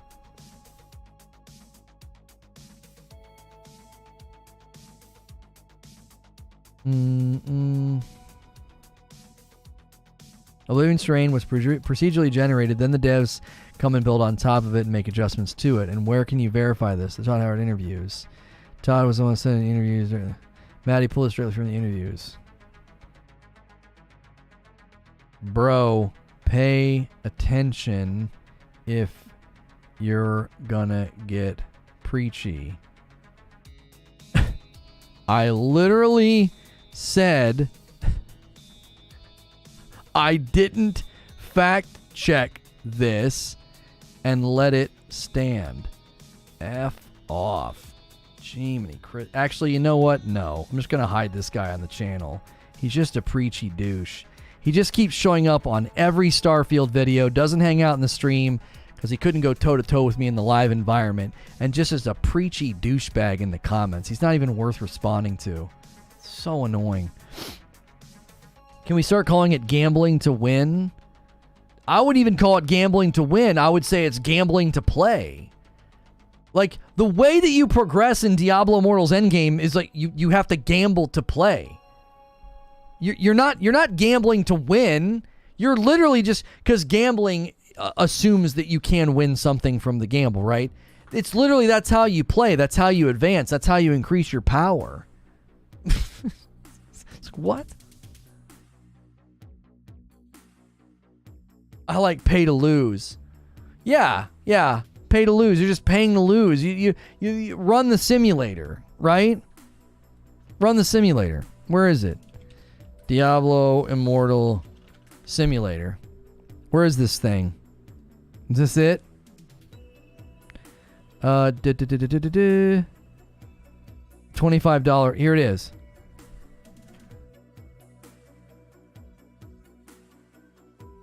Here it is. Here it is. I can calculate the cost of a 5 out of 5 gem. It's just going.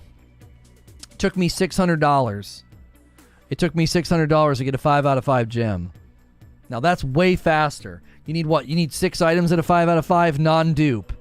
It can't be dupe.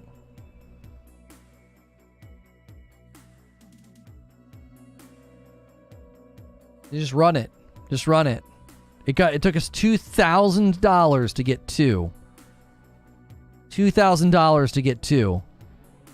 So now we have 2 out of the what? 2 out of the 6 items that we need.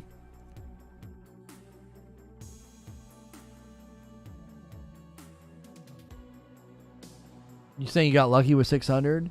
Yeah, most of the people that I've seen run this, they don't get 5-star gems this fast.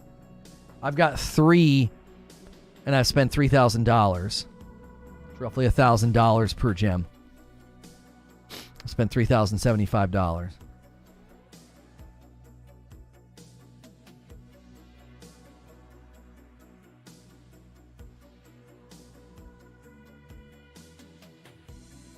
How much does a month of progress cost? I don't even know. I think Josh Strife Hayes calculated that. We're really going through a dry spell now. Look at the money go. Look at the money go.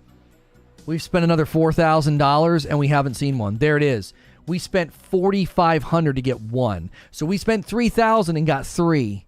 And then we spent another $4,500 before we got 1.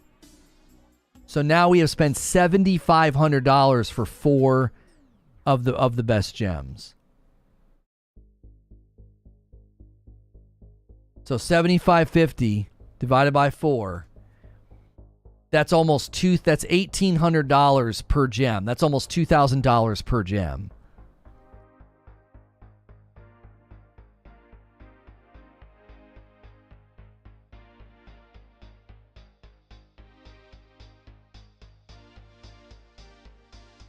Even seeing this, I'm fighting thee. There's no way it's this bad. Yeah, the percentages. Okay, so what they did, Brutal, when they made this, they made this simulation. They took the published drop percentages, and that's what this system does. It just applies those percentage drops.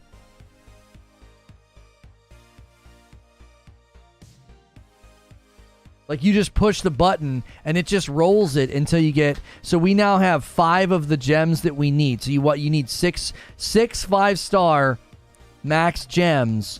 You need 6. We don't even have 6 yet, and we've spent $10,000.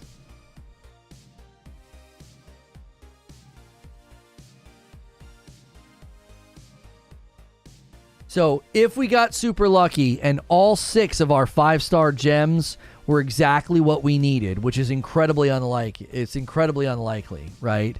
If all 6 of the 5-star gems, if we got exactly what we needed, then it's about to calculate what that would be just to get those 6. And that's if every single one was exactly landing in the right slot, which is completely unlikely.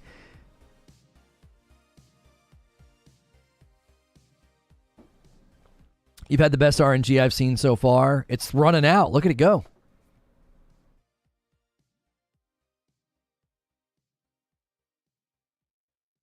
We've doubled what we've spent, and we haven't seen one. We got 5, and then we've just doubled what we've spent and haven't gotten one. That's how bad the percentages can hit.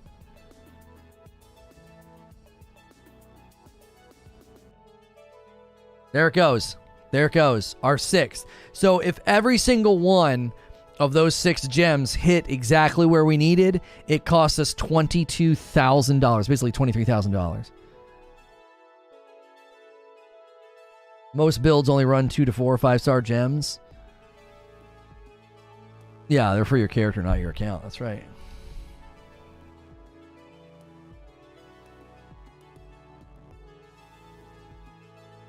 Sunk cost kicked in a long time ago. Oh, yeah.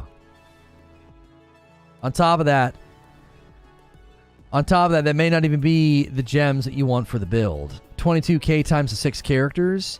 Well, obviously, not everybody's going to make 6 characters. I get why people are upset about it being account-based and not character-based. But to be quite honest with you, that's not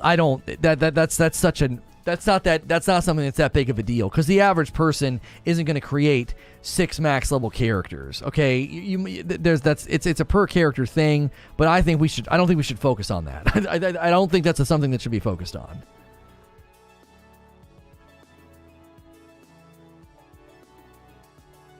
Yeah, it's not account wide, it's just for that character. Which makes sense. You're buying the gem and using it on that character's armor. That's why I'm like, I don't know why people are so hung up on that part of it. You're buying a gem and using the gem to enhance a particular piece of gear. Why would you think that would be account-wide? I'm not defending it. I'm just saying, why on earth would you think that would be account-wide? That honestly wouldn't make any sense, truth be told. You're buying an item to enhance a piece of gear. We're now at 30,000. There we go. We finally got another one. 30,000. We had to go all the way from $23,000 to 30,000 to get another one. I think it's setting in for people who wouldn't believe it. I'm telling you, people can't grasp it because it's so bad. It's another layer of hiding the cost. So what's the point of the stream? Immortal sucks. It does.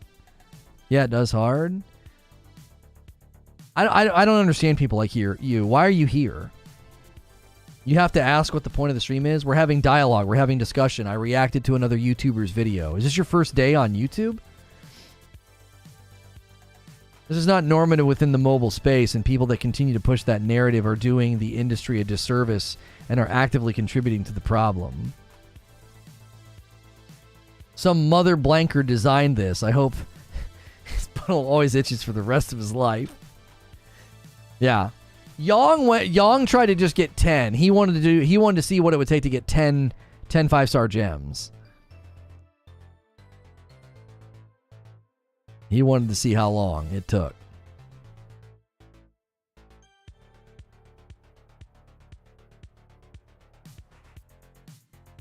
I missed the first part, bro. Your title doesn't give much to go on. My title is Diablo Immortal reacting to DreamcastGuy. I don't know. I don't know what you want. Now, the real thing you want to zero in on here, okay, we've spent basically $40,000 for 9. I want you to look at how many 4-star gems you've gotten. Okay? 44. So you're still spending about $1,000 per gem if you're just settling for 4 stars. Right? If you just settle for 4 stars, let's say you think 5 stars are like unicorn level, you're never going to get one, you're never going to, you're never going to see one, you know what I mean? You are still spending about almost $1,000 per gem, just if you're settling for 4 stars. If you're settling for 3 stars, let's just say you're like, that's fine, I'm just going to settle for a 3-star gem. You're spending $222 per gem at this point to have like 180. And those 180, you're hoping, you're combing through, you're trying to get the best ones. There's layers of RNG, right? Like each individual gem has its own value, has its own quality. So that's the absolute craziest part about this. It's the craziest part about this is even if you settle and you're like, I don't even need to go for the tip of the iceberg. I don't even need to go for the unicorn. I don't need to go for the Bigfoot. I'll just settle for 4 stars or 3 stars. You're still spending an unbelievable amount of money per. It's not like you could spend $100 and you'd be just fine with all the other gems. You're still having to spend thousands of dollars for even a chance at settling.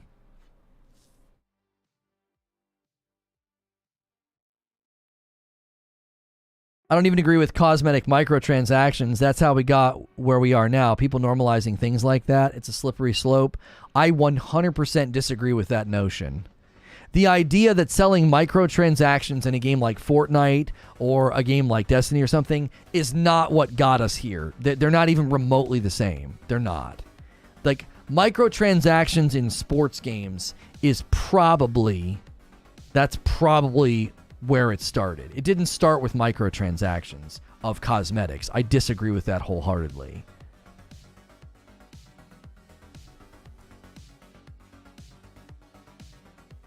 It would only be level 1, though. You have to rank them up to 10. Upgrading the gem power. Wait, so we just spent $44,000 to get 10 5-star gems, and you're telling me that I'd have to upgrade them after the fact?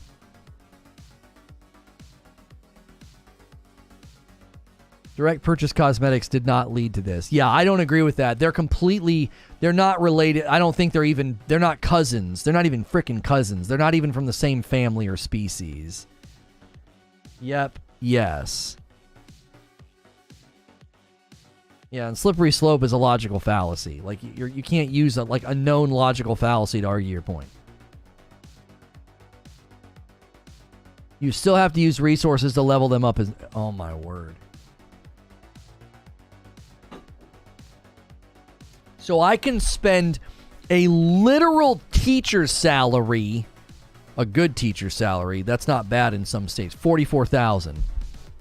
I can spend a low income salary, low to mid income salary, depending on where you live in the United States.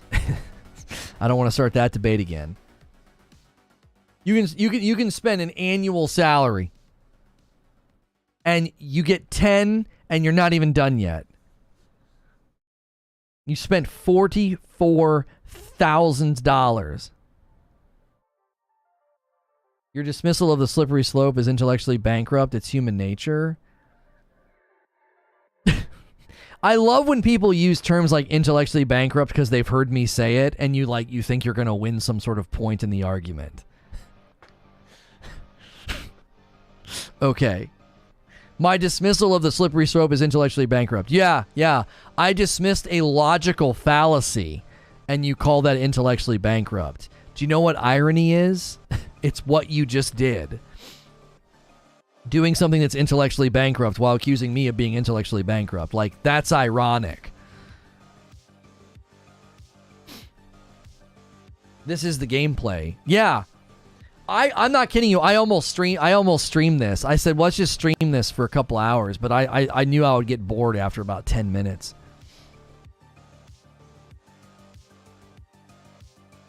To get to a max character, it's like $200,000 to $300,000, and that's just for season 1. I literally... Okay, so when all those numbers started getting thrown out, do you remember what I said? Do you know what I said? I said... What did I say? Do you remember? I said, is that just some guy on Reddit crunching the most extreme numbers? Like, it seemed insane to me. I thought that there's no way. There's no way! I immediately thought we had some click farming Reddit guy who got out his abacus and calculator and was like, well, if you carry the 1 and presume this, then yeah, it would take this much money. I thought there's no freaking way. I'm 99% sure the $100,000 guess, but a guess even before we truly understood the gravity of what's actually happening. At least he didn't say non sequitur. I know that's going to be one of your pet peeves. Yeah, when people grab my when they grab those debate terminologies and they misuse them. Some guy did that the other day, and I had to stifle a laugh. I was like, that's not what that means. I was like, that's not what that means, bro. Don't do that. I had to literally stifle a laugh because it would have seemed incredibly rude and like pompous and prideful. So I had to stifle a laugh to be like, bro, that's not what that means, homie.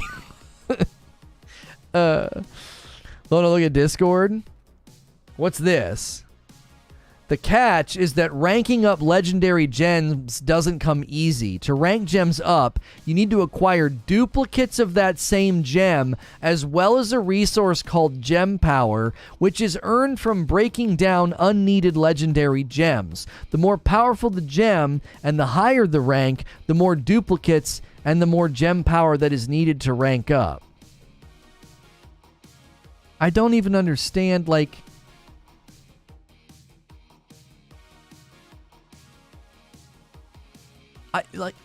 what? So how do you? Who said that to do that? Like even if you accept, I don't understand. Even if you accept that you're gonna build your game in this way, or even if you accept that like this game has got crazy, awful spending practices. even if you accept that, even within the realm of games that let you spend lots of money, even in that realm, this is bad. Does that make sense? It's like going to a prison and there's an entire prison ward of serial killers, and there's one in there that's like the absolute worst in the group, and you're like, I don't even know how do you get worse than that? And I mean, this guy just did, right? And I'm not going to say how, because that would get pretty gruesome. Like, how do you step into the landscape of this, of like predatory microtransactions, and you say, we are going to go full all the way to 11? Like, it's nuts to me. It's like they're trying. You're with me now on how there's no way this is normative. That's what I'm saying. There's no way other games are set up this way. Because the thing is that I don't even think spenders are going to accept this. I don't even think whales will accept this over time, because they'll slowly start to realize, wait a minute, this isn't even one of those games where as long as I spend enough, I'll be okay. It's literally endless. Like, I think this is why I think Eugene might be right. I think that 24 million might be representative of the fact that, like, the jig is up. People are like, even if you're willing to spend, this is bad. Even if you have disposable income, this is a frickin' ripoff, man. Whales are currently accepting it? Maybe. This seems like whales are going to choke on the bones, bro.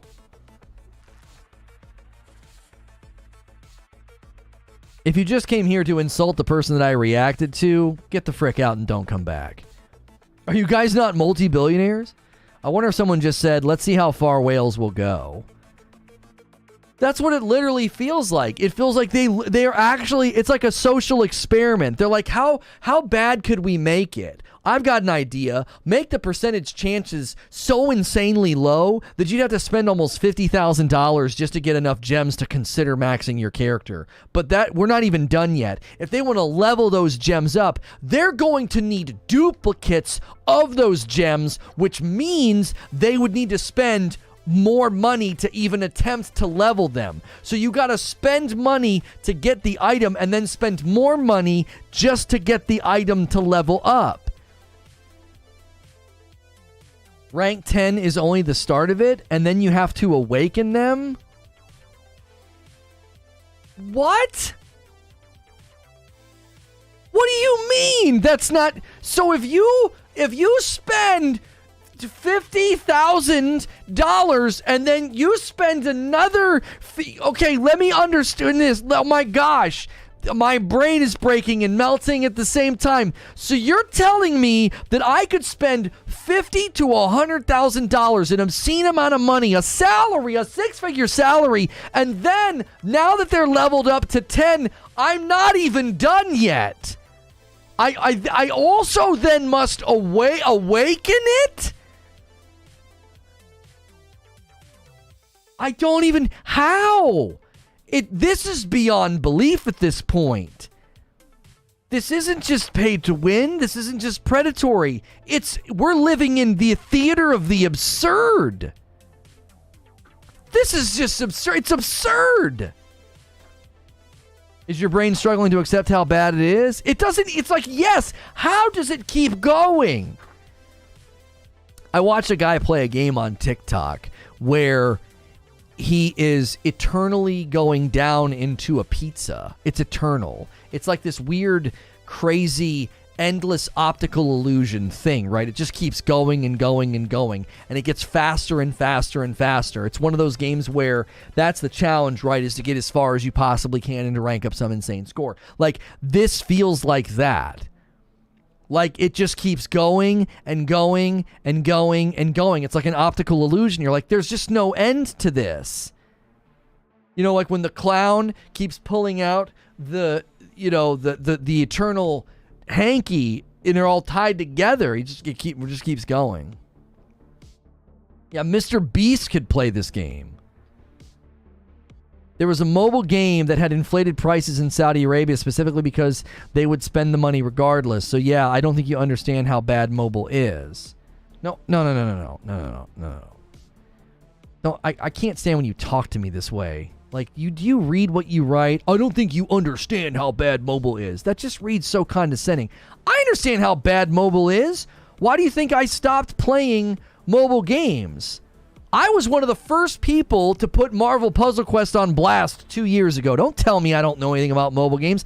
This is not normal mobile game practice. This is no. This isn't like, welcome to mobile games, Lono. You just didn't know how bad it is. Are you kidding me? It was years ago that I put Marvel Puzzle Quest on blast, and I said, they are intentionally selling overpowered characters. They squeeze the audience for money. Once everybody's max leveled the characters and they've made enough money off of Hulk or Deadpool or whoever, then they nerf the character. They kept doing it, character after character after character. Years ago, I put that mobile game on blast, and I stopped playing mobile games altogether. I know how bad mobile games are. This is not that. This is so absurd that it's difficult to even fully grasp the gravity and the scope of it. Like, the potential spending, I just want you to imagine. You get 8.5 million people to download your game in the first 2 weeks. It's up to 10 million people right now. Let's say you whittle that down to monthly 2 million logins. 2 million people a month are logging into your game. 2 million unique logins. If you can get those people to each spend about, I don't know, $10, you're making an insane amount of money. That's $10. They have the cap and average spending requirement. It is set so high, it doesn't even seem sustainable. Like, this seems like it's just going to fold in on itself, because you're literally going to require the people to spend so much money that even the spenders are going to be like, this is dumb.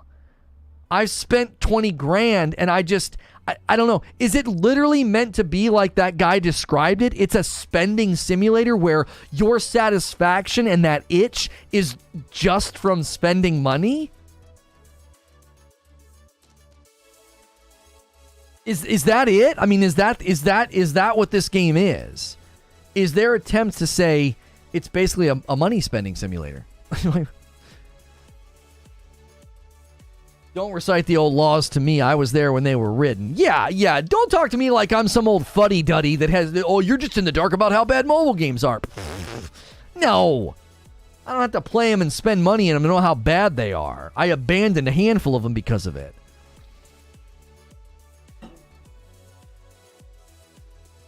It's a slot machine. You know how often people have said that about games? Like, it's just a slot machine in disguise. It's just a slot machine in disguise. I think we finally have one. That it is literally the most accurate description. It's a casino game. It's just a casino game. And there's no chance for you to win any money. A casino game, you could potentially win money, right? Like a real genuine casino game that you would download for free, and let's say you spend $10,000 in a month. You might not have just spent $10,000. You might have spent $10,000 and won $2,000. So you've actually only had a net loss of $8,000. Like, that's what this is, with no actual opportunity to have monetary gain. Zero opportunity for monetary gain. It is quite literally a casino that cannot pay you back. There's no way. It's not a possibility. The rule set doesn't exist.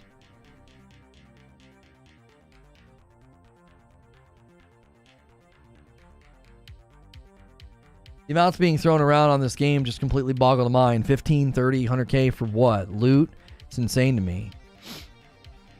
I haven't kept up with Immortal's PR department, but have they said or pushed back on anything being said? I don't think so. Dopamines. I hate my keyboard. I love your keyboard because dopamines. I like that. That's good. That's good. Years of hyperbole and miscategorizing monetization practices has resulted in people thinking that this is normal within the mobile space. Now, do you understand? Do you guys finally get it?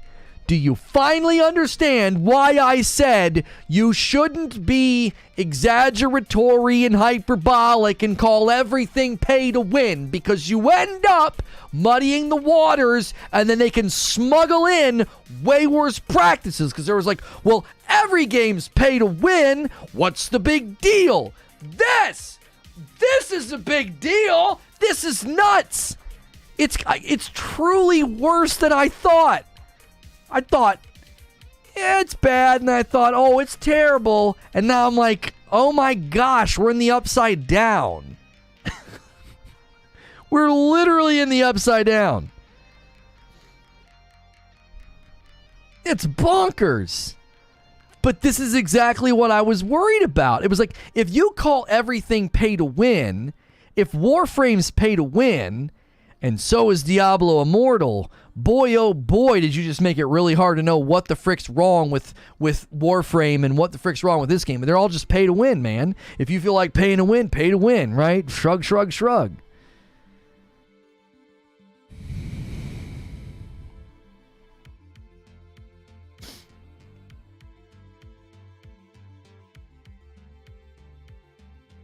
Saying everything is pay to win didn't make Blizzard build this. Don't blame gamers for this.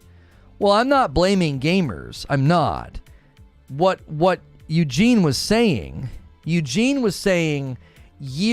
of miscategorization made people shrug at this. It didn't make Blizzard do this. Don't misunderstand the point I'm making or the point that Eugene is making. We're saying the reason for the past 2 weeks we've had tons of people say it's just a mobile game, it's just pay to win, that's normal, right? The reason Eugene is saying the reason people are doing that is because for years we've been miscategorizing. We just use internet dirty words. We call everything pay to win. We say everything's a cash grab. We say everything is greedy and money grubby. Like, we use these terms. Do you remember when I said this? I said, when you use words like that to that degree, you neuter them and they have no power. Like calling everything, I don't know, harassment or assault. It's the same thing. It's a horse of a different color. You ruin the ability to communicate the severity of something when you're constantly up here in hyperbole. It's like everything's pay to win, everything's greedy, everything's money grubby. And so the last couple of weeks, anytime Diablo Immortal came up, everyone's like, it's not that bad, bro. It's just pay to win. Mobile games do this. This is just a mobile game. Mobile game's gonna mobile game. It's like, no. This is way worse than anything we have ever seen. It's so bad that you almost can't even conceive of how bad it is. It's like trying to picture the entire universe in your mind. It's like your brain struggles to even conceive of the size and the scope. That's how big and bad this wolf is. So I'm not saying Blizzard did this because consumers had been using the wrong categories. I'm saying the reason that gamers haven't responded appropriately up to this point by being like, the reason we've had so many people say, well, this is just a mobile game, this is just the way that it is, I think is literally because they've just come to be like, well, every game does pay to win, every game does this. And it's like, again, when you call Warframe pay to win and you call Lost Ark pay to win, you're making it real easy for another game to come along and be super, super duper bad pay to win. And, well, now they're all pay to win, so what difference does it make?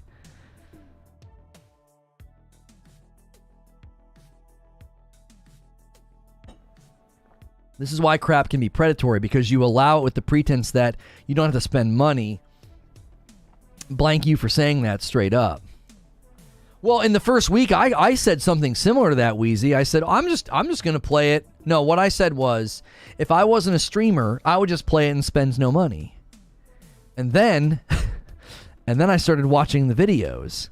And then I started watching the number crunches. And I thought, oh my gosh, no. I couldn't even do that. If I was just a workaday dad, no. I wouldn't touch this game. I would have uninstalled it immediately. It was almost like there was 4 veils on the face of on the decaying face of a vampire. It was like every time we pulled back a veil, it was like, huh, whoa, bleh. It's like it just got worse every time. Keep saying this, not about you, but in general, stop saying you don't have to spend any money, therefore it's fine.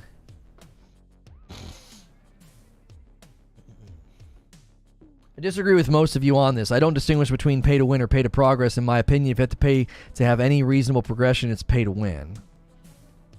And I think you should have specific terms and nuance for this stuff. I do. I think that's important. Because I think if you don't, you end up with the last 2 weeks where we sat here and anytime Diablo Immortal came up, we had folks in the chat, folks on Twitter, folks in YouTube comments saying, this is just how mobile games are, man. I'm having fun. I'm playing free. Who cares? Yeah, it's a Russian nesting doll. You just keep pulling it back, and it just gets worse the further you go in. And you finally open it at the end, and it's like a poison pill made out of dookie. It's like, what the huh?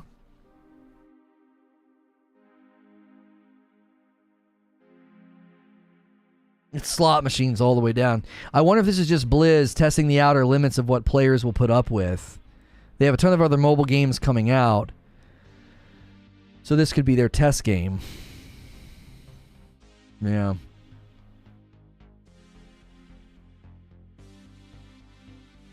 Diablo Immortal isn't new.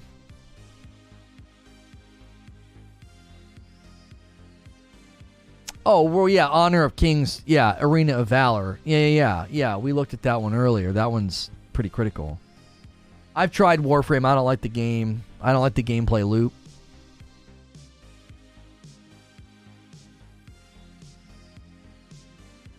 It's the perfect analogy. Every doll you have to pay to open, and the final result is nothing. Yeah.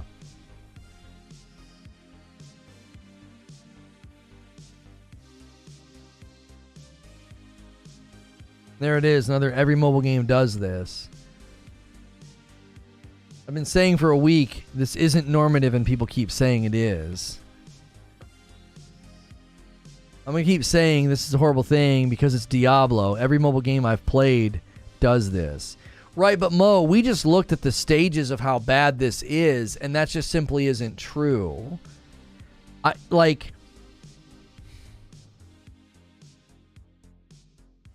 It's almost like, it would be like saying some guy lost his temper and then murdered his entire family, and you're like, well, every dad loses his temper. Yeah, you're right, but they don't go beyond that. Yes, every mobile game, not every, but many mobile games have, levels of predatory microtransactions and spending, but nobody has gone this far. Not that I can find. I can't find any game that's gone this far. We tried to find it. It was like there's nobody has outlined the monetization practices of a game that's been this bad before. Most of them get accused of being bad because there's gambling or they target young audiences or whatever the frick. Everybody loses their temper, sure, but not everybody loses their temper and gets an axe from the garage and chops their family to pieces. So if some guy does that and it loses his freaking mind, you can't say, well, every dad loses his temper. Every mobile game at some point has some level of monetization practice that to varying degrees we would say aren't good, aren't healthy, or are bad. This is just, I don't know. Every gacha game has some level of player protection, says Wheezy. No, this isn't normal.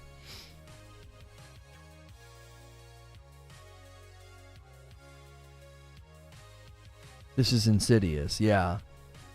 Yeah, the only thing I hope this does,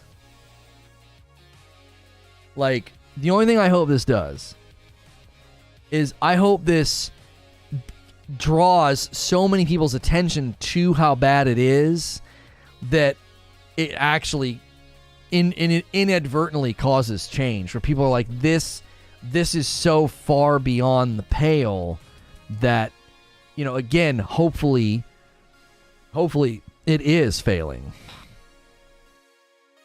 Hopefully it's failing. Hopefully it's not making the money that they hope to make.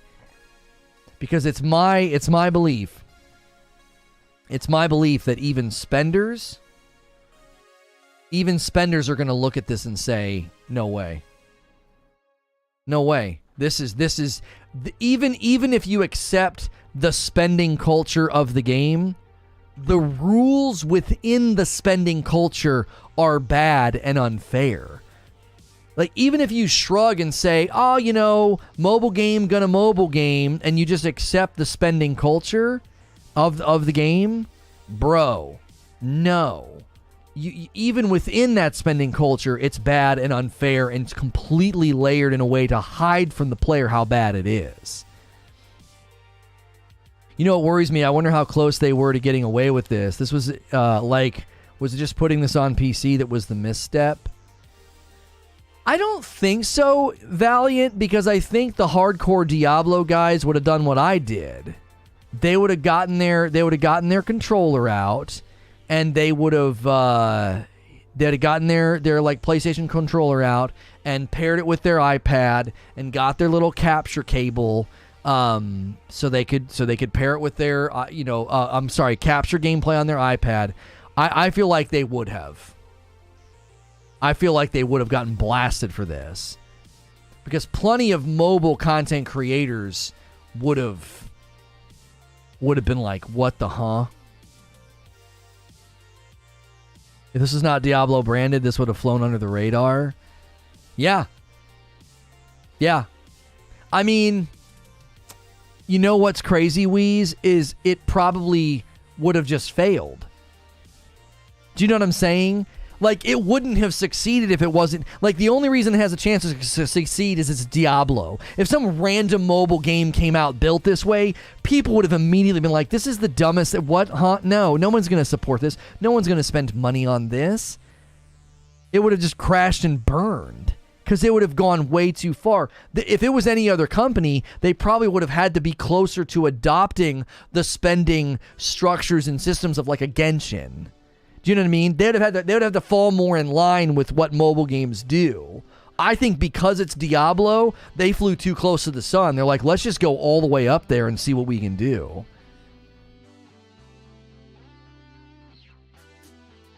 Question is, since they've lost the minnows, can they keep the ultra whales happy enough to keep spending?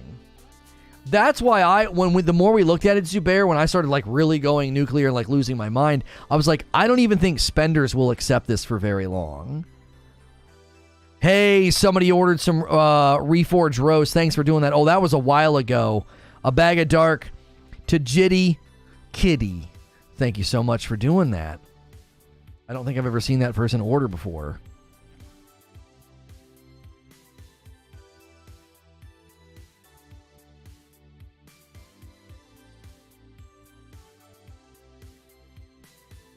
Okay.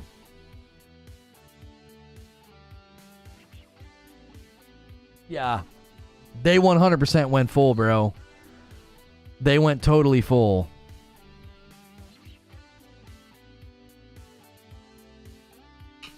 I'm loving Fall Guys. I didn't buy it before free to play, but I'm having so much fun. I decided to grab the Season 1 pass. Good for you, Victor. I'm glad you're enjoying it. It's such a fun game. I really hope tomorrow night's a blast. We got to do this members AMA. Give me 1 second to refill my water, and then I'll redirect you guys to it. You're going to want to stick around if you're a member. You're going to like what we're doing. It will be a slight shift, and it will require us to do... I know it's like, we say we're never going to make another change, and then we do. But this will be a change that will really help this channel in particular, Reforge Gaming, and the giant member base that we have here continue to be, fostered, grown, and nurtured. And I hope you guys enjoy what we have to announce. So, speaking of coffee, mine arrived today. Okay, good, Talika. Good. So give me a second to refill this. I'll come back and I'll redirect you guys to the members-only AMA. I think you guys are going to like what we have to say. And you guys can help us with ideas as well. I'll be right back. Don't go anywhere.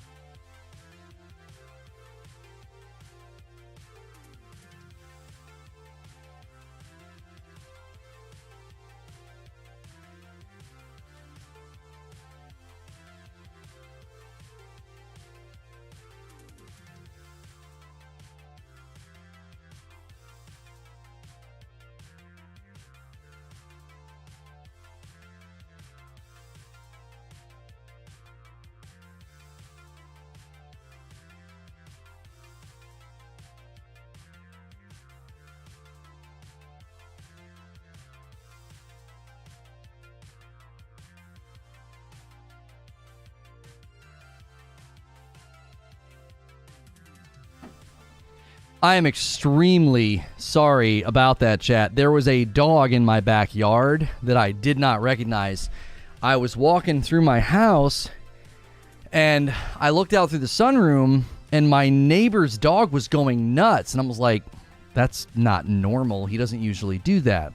The only time he usually goes crazy is if there's someone in the backyard he doesn't recognize. And I was like, why is he going so crazy? Because I couldn't see anybody. And then I saw this flash underneath the one window, and I was like, what? So I thought, oh, maybe he's a bunny or something. Maybe it's a bunny. So I go out in the sunroom, and I just kind of look, and I'm like looking to see what it was, and then it's a dog. It's like a full-grown, mangy-looking dog. He looks relatively friendly, and he has a collar on. So I'm like, great. So I either leave this thing to find its way home or not. So he goes back through our garden and he cuts through. There's a gap in the fence, right? There's a gap in the fence. So our neighbor's fence goes like this, and then there's a catty corner fence, but you can go in between the two corners. So you didn't pet it? Well, of course I pet it. That's how I got the number off the tag. So I'm like, ugh. I'm like, if that dog's a biter, he's going to wander around into somebody's neighbor in their backyard, and some kid's going to get bit or something. Because you don't know. Some dogs are nippy. Some dogs bite, even if they look friendly. And somebody's going to be unexpectedly face-to-face with a strange dog. So I'm like, okay, fine. Pictures are no proof. I could ask my wife if the Ring picked it up, because our backyard Ring might have gotten a picture of it. And so I'm like, I'm not gonna go out, and then I'm like, maybe I should, and then he leaves my yard, and I think to myself, not my problem now. And then my conscience got the better of me. I was like, I can't just leave this dog wandering around. What if it's a dog that bites? Because I can go out. I've got a walking stick that we walk with. I can go out with the walking stick just in case, kind of read the dog's energy. So I go out, and the dog's very friendly. Comes right up to me. I'm like, okay, it's friendly. I tell it to sit, and it sits. I'm like, okay, we're good. So I kind of pet him. I'm like, let me see your collar. Let me see your collar. And he's kind of doing that playful nip thing. I'm like, don't you bite me. I was like, don't you bite me. So I finally get his tag, call the owner. I've never seen the dog, but it's the house like across the street from us, catty corner across the street from us. And he's like, oh, I'll tell my girlfriend. They must have left the gate open. So now that I know what the dog looks like, if I see it, I know I can call it by name, be like, get over here, you know. And she came out and got it. But it took me a while because, like, he kept moving and running, and our neighbor's dog, they were, like, running up and down the fence together. So, sorry about that. I was gone for a long time. What breed? I was just a mangy-looking dog. I don't know what breed. It was friendly, but it was definitely just some mangy, just a mutt. Just a mangy mutt. So I hate being gone that long, but I just couldn't in good conscience just let this thing roam around, because you never know. You're like, it could be one of those dogs that, is he's nippy and he's a biter and he'll bite some little kid. Because when they're at face level with kids, I always get a little bit nervous, because kids can spook a dog, and a dog can do a real quick nip, and then it can really hurt the kid. So I thought, and then I thought, I don't want him scaring my family when they come home, because they're not home right now. It's like, so I don't want them spooking my kids or my wife, then be like, oh my gosh, there's a dog in the backyard. So, as a dog person, I'm glad you did that. I know, I didn't feel right about not doing something, you know what I mean? It's okay. I was telling stories about baristas thinking I was a hairy gay man. Well, there you go. All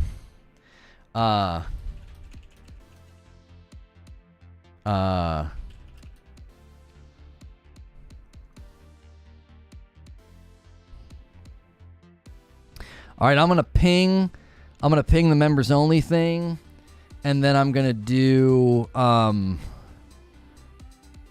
gonna ping in the Discord as well.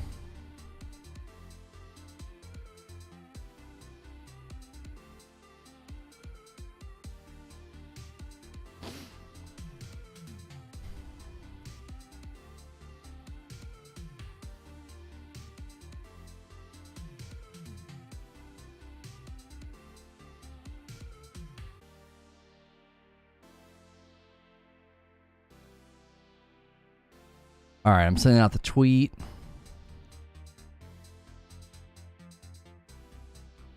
Okay.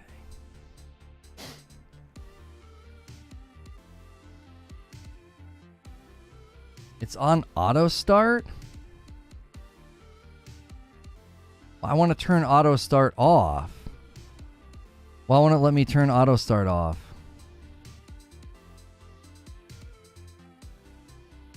What the heck? It won't let me turn auto start off. Oh, because I'm already live.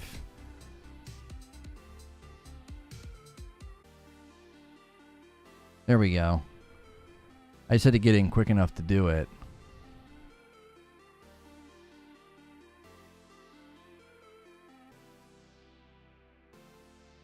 Okay. Okay, I should be able to do this. Okay, cool. I should be able to do the seamless redirect. I should be able to.